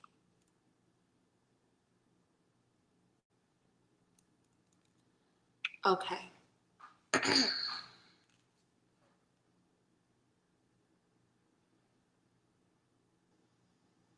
In the position of where rejection first took root, where did the spirit of rejection enter your life or financial story?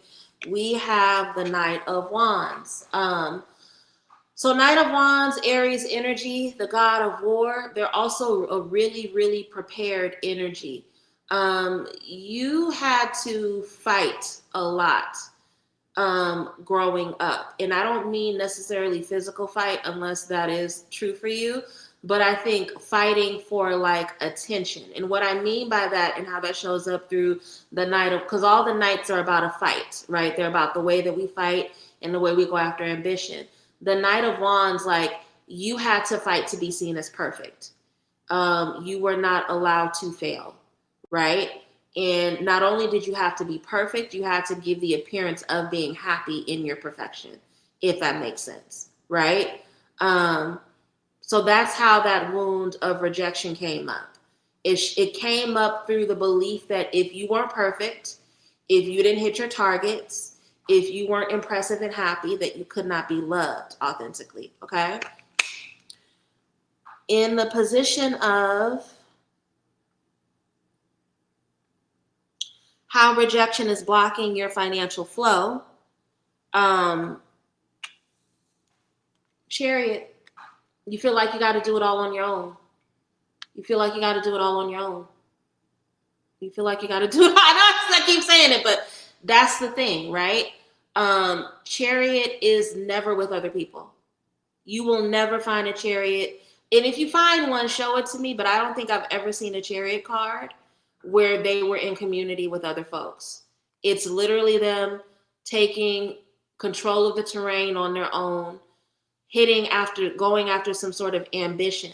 So there's twofold. One, you feel like you got to do everything by yourself. B, you feel like you're not loved if you're not achieving. If you're not doing something impressive, if you are not winning some sort of battle that you can brag about, that you aren't worthy of love, right? That's how the spirit of rejection shows up in your life. Now, in terms of the medicine that will allow for release and restoration, releasing of rejection and restorance of abundance, we have the high priestess. So you need to really learn to sit in your own authentic spiritual energy and just have the belief that you are worthy, right? That's the thing about the Hierophant is the card of religious initiation. The High Priestess is the card of spiritual initiation, right?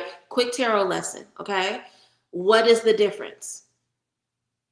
If I want to become a Baba, well, I'm a woman. If I want to become an Ianifa, or if I want to become a Mambo like I am, or if I want to become, what do they call them in Santeria?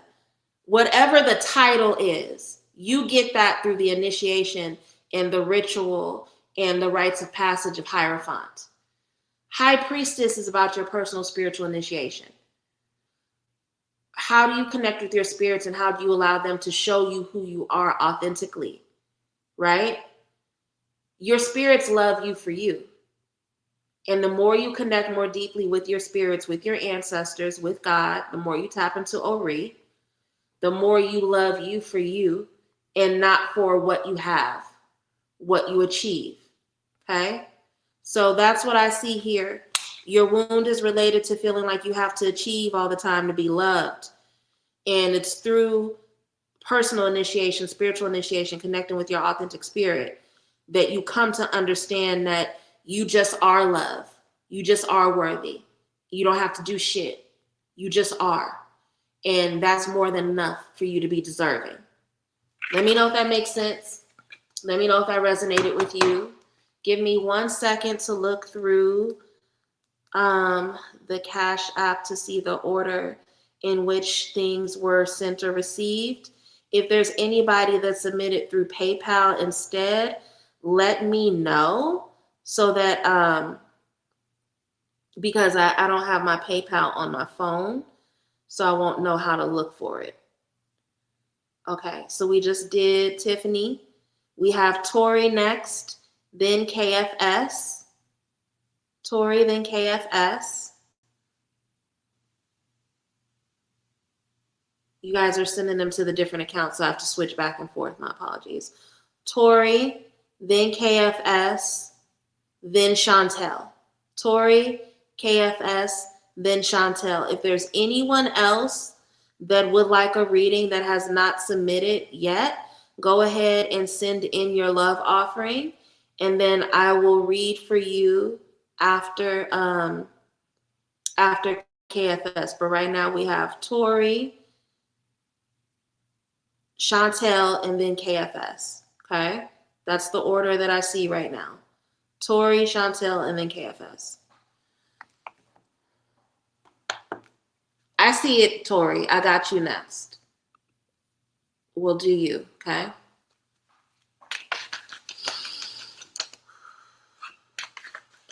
Ancestors, angels, ascended master spirits that walk with me, my elevated ancestors. What does Tori need to know about the spirit of rejection in her life? Where and how did it enter? How is it showing up in terms of activity in her life?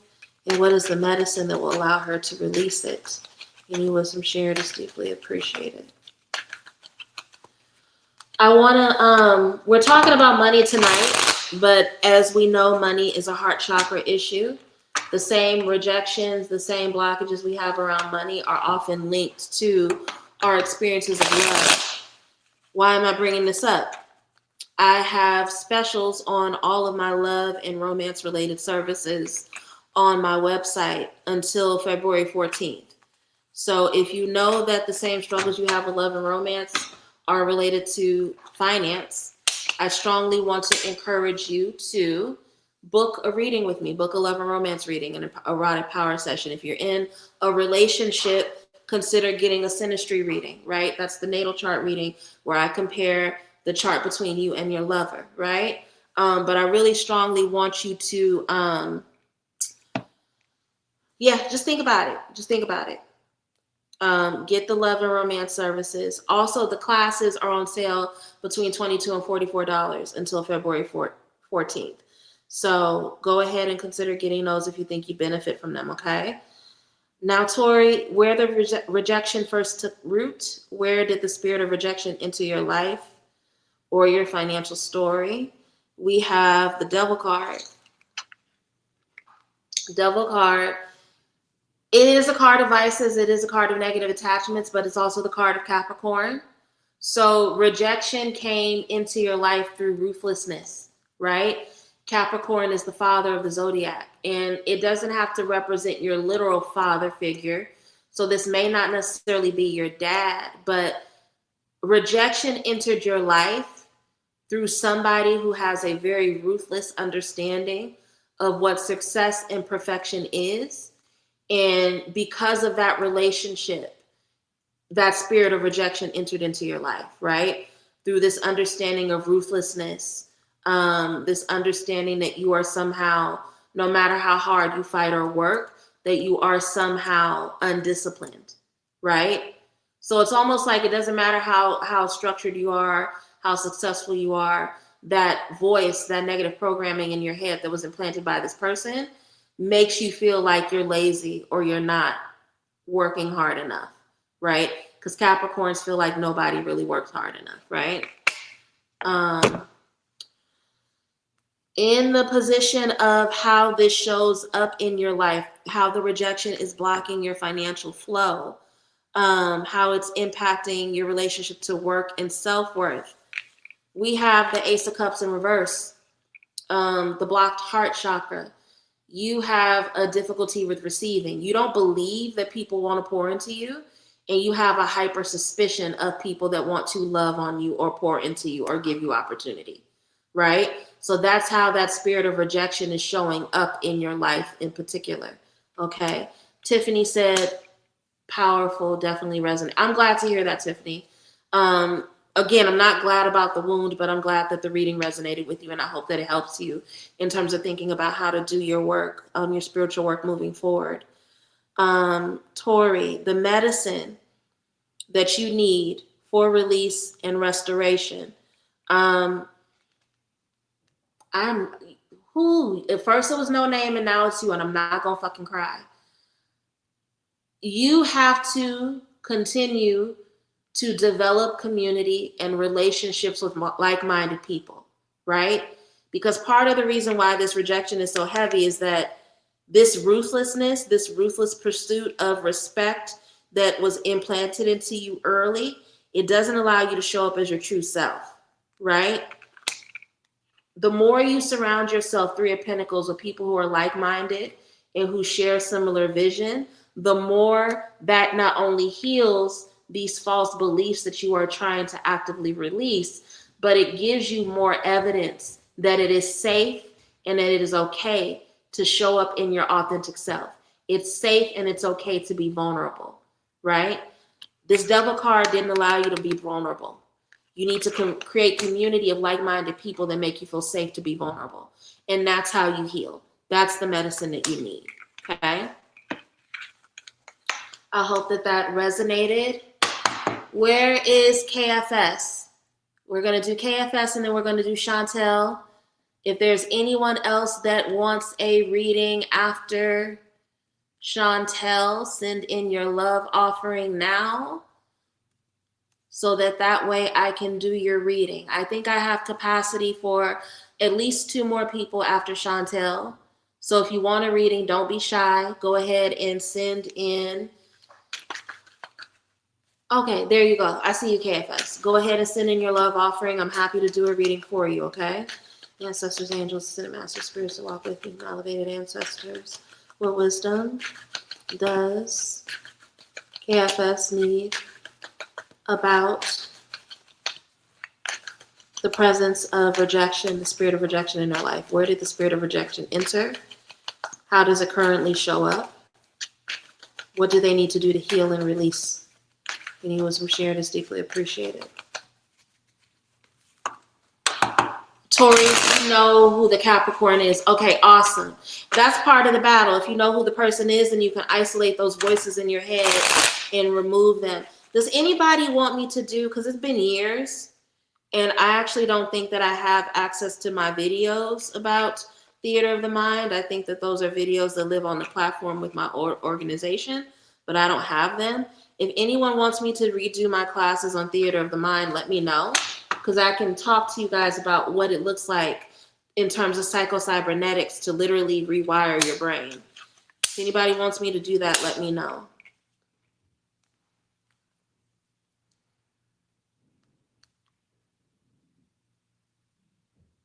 I did not expect this topic to be this heavy. This is the third time I'm fighting back tears.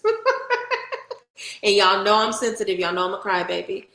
KFS, in terms of where the spirit of rejection first took root, where it entered your life and is impacting your financial story, it started in terms of a romantic partner. There's some sort of, and I'm intuitively, I believe it was a romantic partner, but it could have been a best friend too, right? But there was some relationship in your life that was deeply non-reciprocal, right? There was a person that took from you and you really wanted to believe that there was reciprocity there, but it wasn't. And through that experience of being used and being in that non-reciprocal dynamic, it implanted on you in terms of spirit of rejection, okay? In terms of how that rejection is blocking your financial flow, how it's negatively impacting your relationship to self-worth, we have the Empress. And I'm glad I'm using this deck because this imagery is not by accident. The way that it's showing up in terms of your spirit of rejection actively in your life right now is through self-sacrifice. You find yourself sacrificing a lot for other people because you feel like you can't be seen or loved or valued unless you are overpouring into other people. And that is a debilitation of Empress energy. In her debilitation, Empress energy is self-sacrificing. She is overgiving.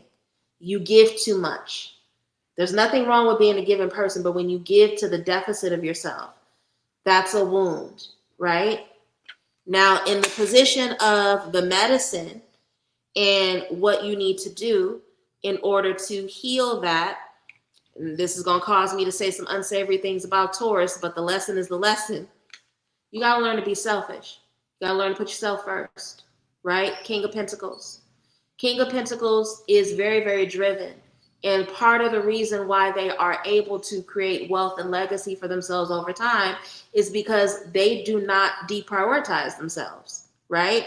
And that is an accusation that people make about Tauruses, that they can be selfish or self-righteous, right?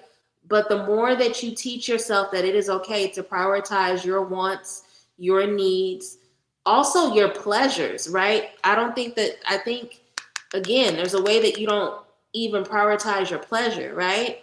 But the more that you learn to prioritize your pleasures first and let other people come second, the more that actually heals you, because it teaches you that what you want and you desire matters, and that it's okay to care about other people, but not to the detriment of you, okay?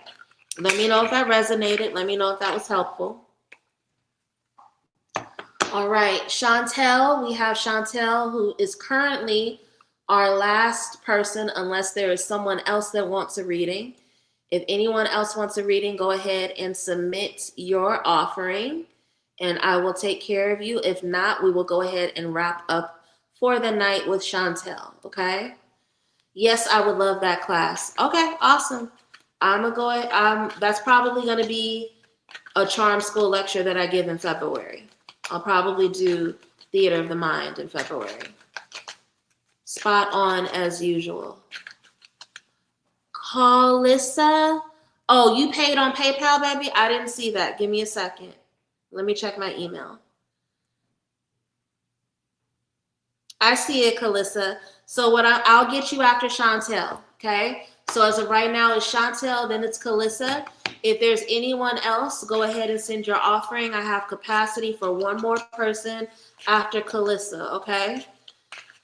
So it's just, what does Chantel need to know in terms of the spirit of rejection? How did the spirit of rejection enter her life? How does it show up in terms of activity? And what does she need to do in order to heal from it? Any wisdom shared is deeply appreciated. Sinidra, you sent one as well. I got you, Sinidra. I'll do you after Carlissa, okay? If there's anyone else, say something now or forever hold your peace. If not, I will wrap up with Sinidra.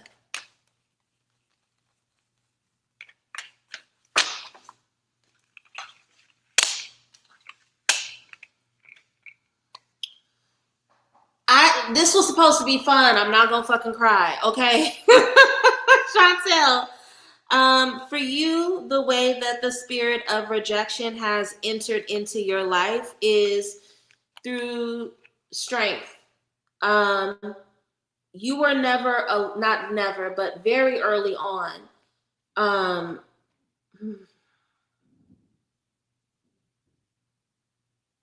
Strength card is like, okay, I'm scared, but I'm gonna do the brave thing anyway, right? The way it shows up as a wound is you've always had to be forceful. You've always had to be tough. You were never allowed to say that you are scared, right? Somewhere early in your life, you were given, I'm not gonna cry.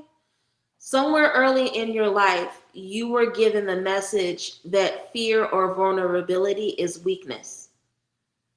So you've had to hyper-perform strength. Hyper-perform strength. You weren't allowed to be vulnerable. That's where the wound of the spirit of rejection showed up. In rejecting your own ability to name your fears and even have the space to be someone that has fears, right? You've had to be strong for other people, and that has involved you denying the presence of your own fear and concern, okay? How that shows up in terms of your finances and as a wound in terms of the rejection is through the moon card. You spend a lot of time hiding. You spend a lot of time pushing things down beneath the surface, hoping that other people don't see it, right? You go out of your way to keep your fears and your struggles hidden. You very much are a suffer in silence kind of energy, okay? Now, what you need in order to heal that is to Knight of Cups. Really allow your creativity to heal you. What does that mean? The Knight of Cups is the card of the poet. It's also the card of the romantic. When the Knight of Cups comes up, it's literally a card of a romantic offering. You need to literally woo, romance, and seduce yourself into feeling safe to be vulnerable.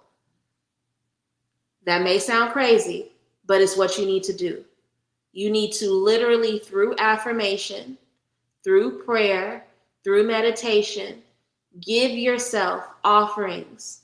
Give yourself kind words and spiritual healing that allows you to feel safe to be vulnerable. Because here's the thing, I asked it as a financial question, but it's fucking up your love life. I'm gonna be real with you, I'm sorry. It's fucking up your love life. The lack of vulnerability fucks up your romances. Your partners love you, but they don't feel like they fully know you. They feel like there's a wall and a guard there. And because that rejection is related to you not feeling safe to be vulnerable or scared, they never fully feel connected to you. So yes, it shows up in your finances too, but it's also the biggest impact is in your love life. Let me know if that resonates. Let me know if that was helpful. Chantel, Kalissa, Sinidra, then Aja, okay? If there's someone else that I'm forgetting, say something, put a comment down. But for right now, the order is going to be Kalissa, Sanidra, and Aja. If there's anyone else, say something now so that I don't forget you, okay? Ancestors, angels, ascended masters, spirits that walk with me, and elevated ancestors.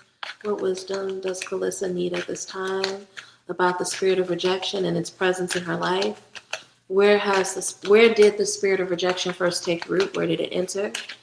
How does it show up in terms of activity in her life presently? What is the medicine that she needs in order to heal and release it? Any wisdom shared is deeply appreciated. Resonates. I downloaded an affirmations app last week that sends me positive affirmations. Okay, good. I'm glad that this resonates. Y'all trying to pull tears out of me tonight, and I don't like it, but because the readings have all resonated, I'm still grateful that I did this. I'm glad that you guys are getting the wisdom and the information that you need.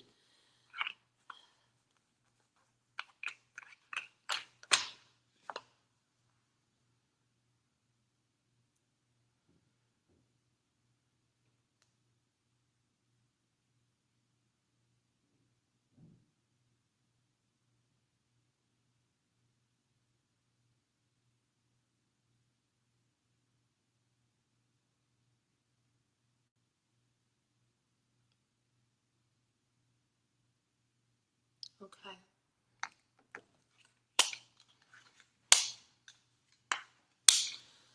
Kalissa, Eight of Wands, in the position of where rejection first took root. Where did the spirit of rejection enter your life or your financial story? I get two things from the Eight of Wands. There may have been a period of time in your early life, and it could be childhood or it could be adolescence, where you literally moved around a lot. I need to put her up so that where you literally moved around a lot, right?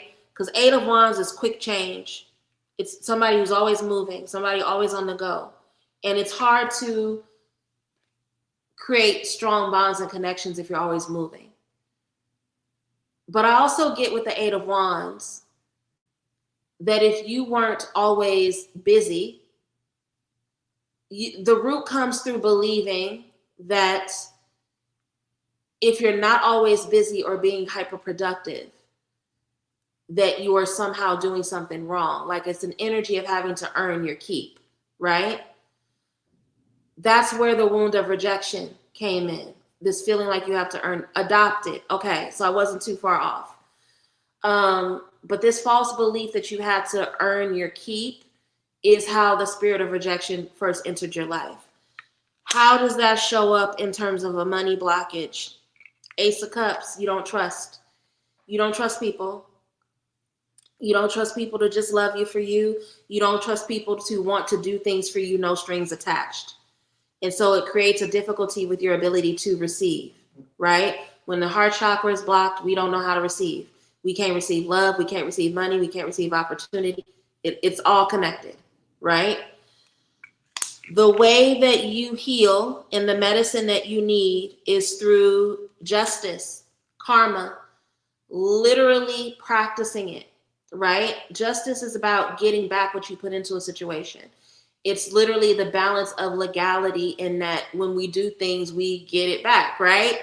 And so the more vulnerable you are and the more you trust yourself to just be yourself without serving, without doing, without earning, the more likely you are to receive evidence in terms of your experiences that it's okay to just be, right?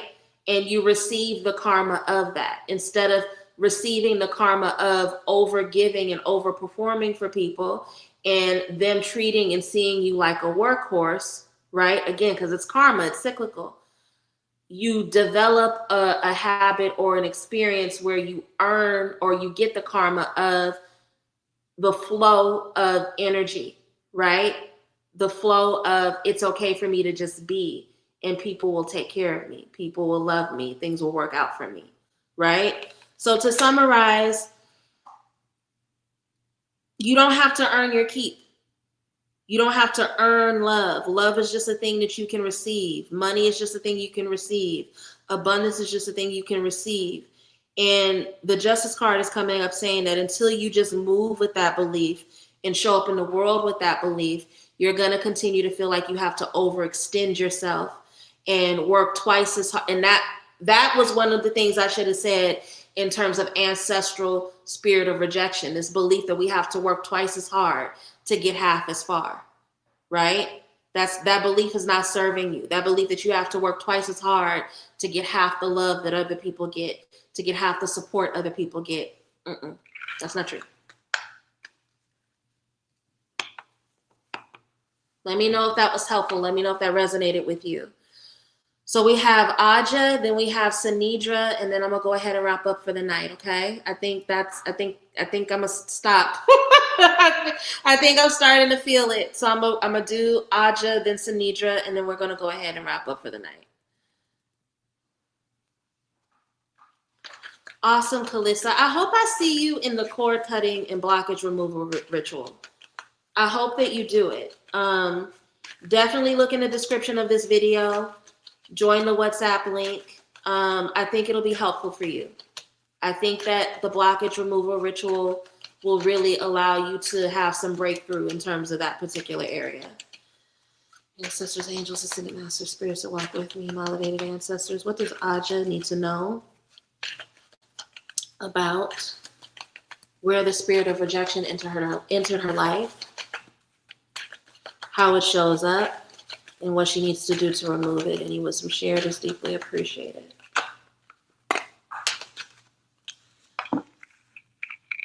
Yeah, 2 cards that fell out. I'm going to leave them to the side. I don't know if they'll apply to the spread, so we'll see. Also, just gentle reminder, it's less than 3 weeks left to get your forecast readings. If you have not already booked your 2026 forecast reading, but you would like to get one, please try to get on your on my calendar sooner rather than later. They will not be available after February 7th, okay? February 7th, we are transitioning out of a focus on, it just won't be available anymore. And also with it being Black History Month, that's going to be where there's a focus on the Ancestral Life Path readings, okay? For you, baby, where the spirit of rejection entered your life, you grew up in an environment where the people around you, the elders around you, had really, really small worlds, right?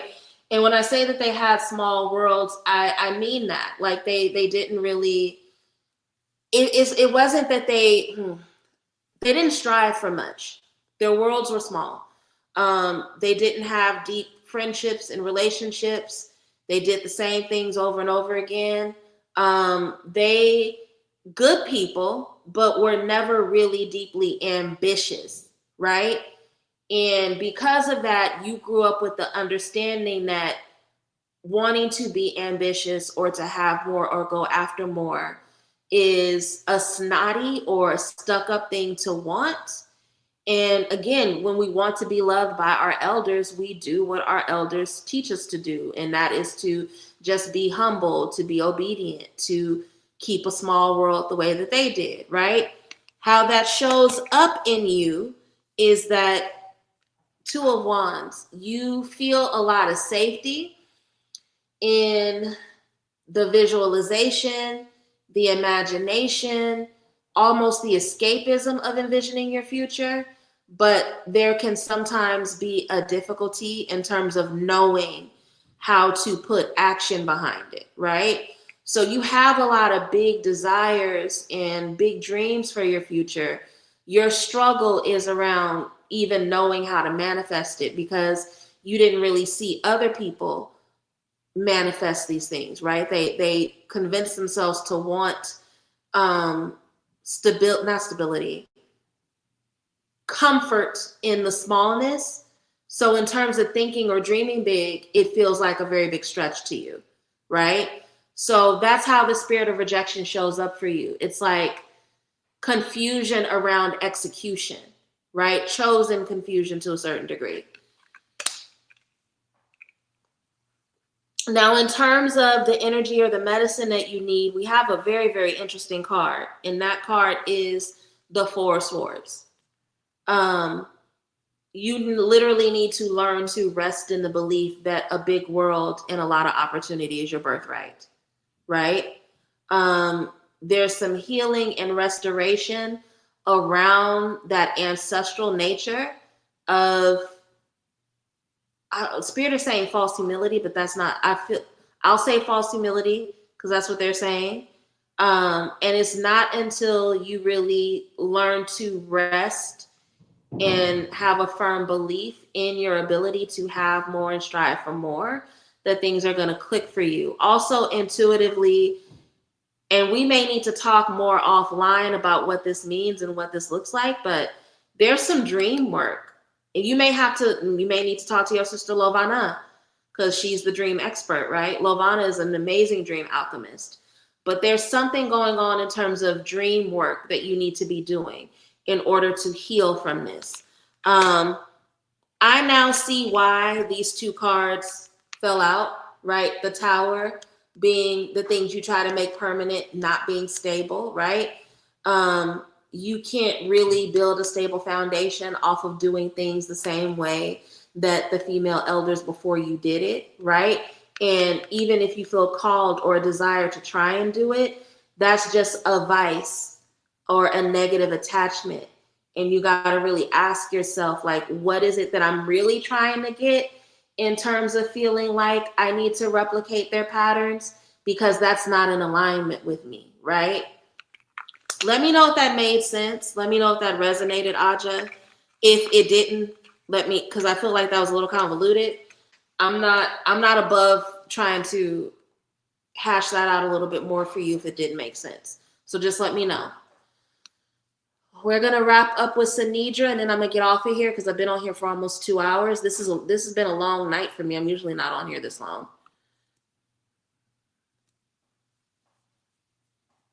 Oh God, I just messed up my own makeup. That's how you know I'm tired. I just rubbed my eye, and I usually don't do that. If my eyeliner's fucked up, just ignore it, okay? But Aja, let me know if you're here. Let me know if that resonated with you. Let me know if you understood what I was articulating, okay? Ancestors, angels, sin masters, spirits walk with me, elevated ancestors. What does Sanidra need to know about the spirit of rejection? How does it show up in her life? Where did it take root and how does it currently show up? What is the medicine she needs to heal from it? Any wisdom shared is deeply appreciated. I am starting to hit a wall. I don't know if there were other people that wanted this particular reading, but I will be back on Sunday, 7:30 p.m. like I always am to do the weekly energy reading. So if there was anybody who did not get to get their question answered tonight, or if there are people who watch this in a replay and are like, damn, I wish I could have gotten that reading, just ask me for it on Sunday. I'm happy to do it then, okay? Aja, where you at, baby? Let me know if you heard the reading I did for you and if it resonated, okay?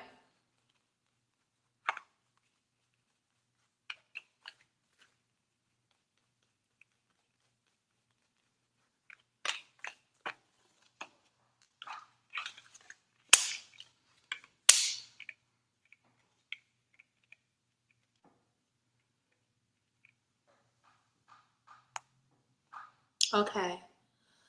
Now, Sanidra, in the position of where the wound took root, we actually have a really, really interesting card. We have the death card, right? We know that the death card is about death of old self to give birth to a new, but it could also represent the death of old relationships, right? You suffered some sort of wound or consequence as a result of trying to, not rebirth, what's the word, spirit, outgrow someone. There was someone you were outgrowing, and the response that they had that was most likely negative to you, that experience of you outgrowing them, left you with a painful imprint. And because of that, you have since receiving that wound continued to play small out of fear of outgrowing other people, okay? So that's how your wound of rejection showed up. How it shows up in your life is through self-sacrifice, through martyrdom. Page of Cups, Pisces energy. It's almost like you engage in a chosen confusion, because even if it doesn't feel intuitively right, you feel like other people are somehow more worthy, more important than you. So you will literally sacrifice your own emotions and comfort in order to take care of other people out of fear of losing them. Okay? The way that you heal that is by understanding that you don't have to fucking do that. The world is so big. And even if you lose whoever these people or this person is, the world is expansive. There, you get to explore it. You get to have new loves and connections through that exploration. All right. So to summarize for you, the wound entered when you tried to outgrow someone, and it wasn't allowed to happen. They didn't allow it to happen.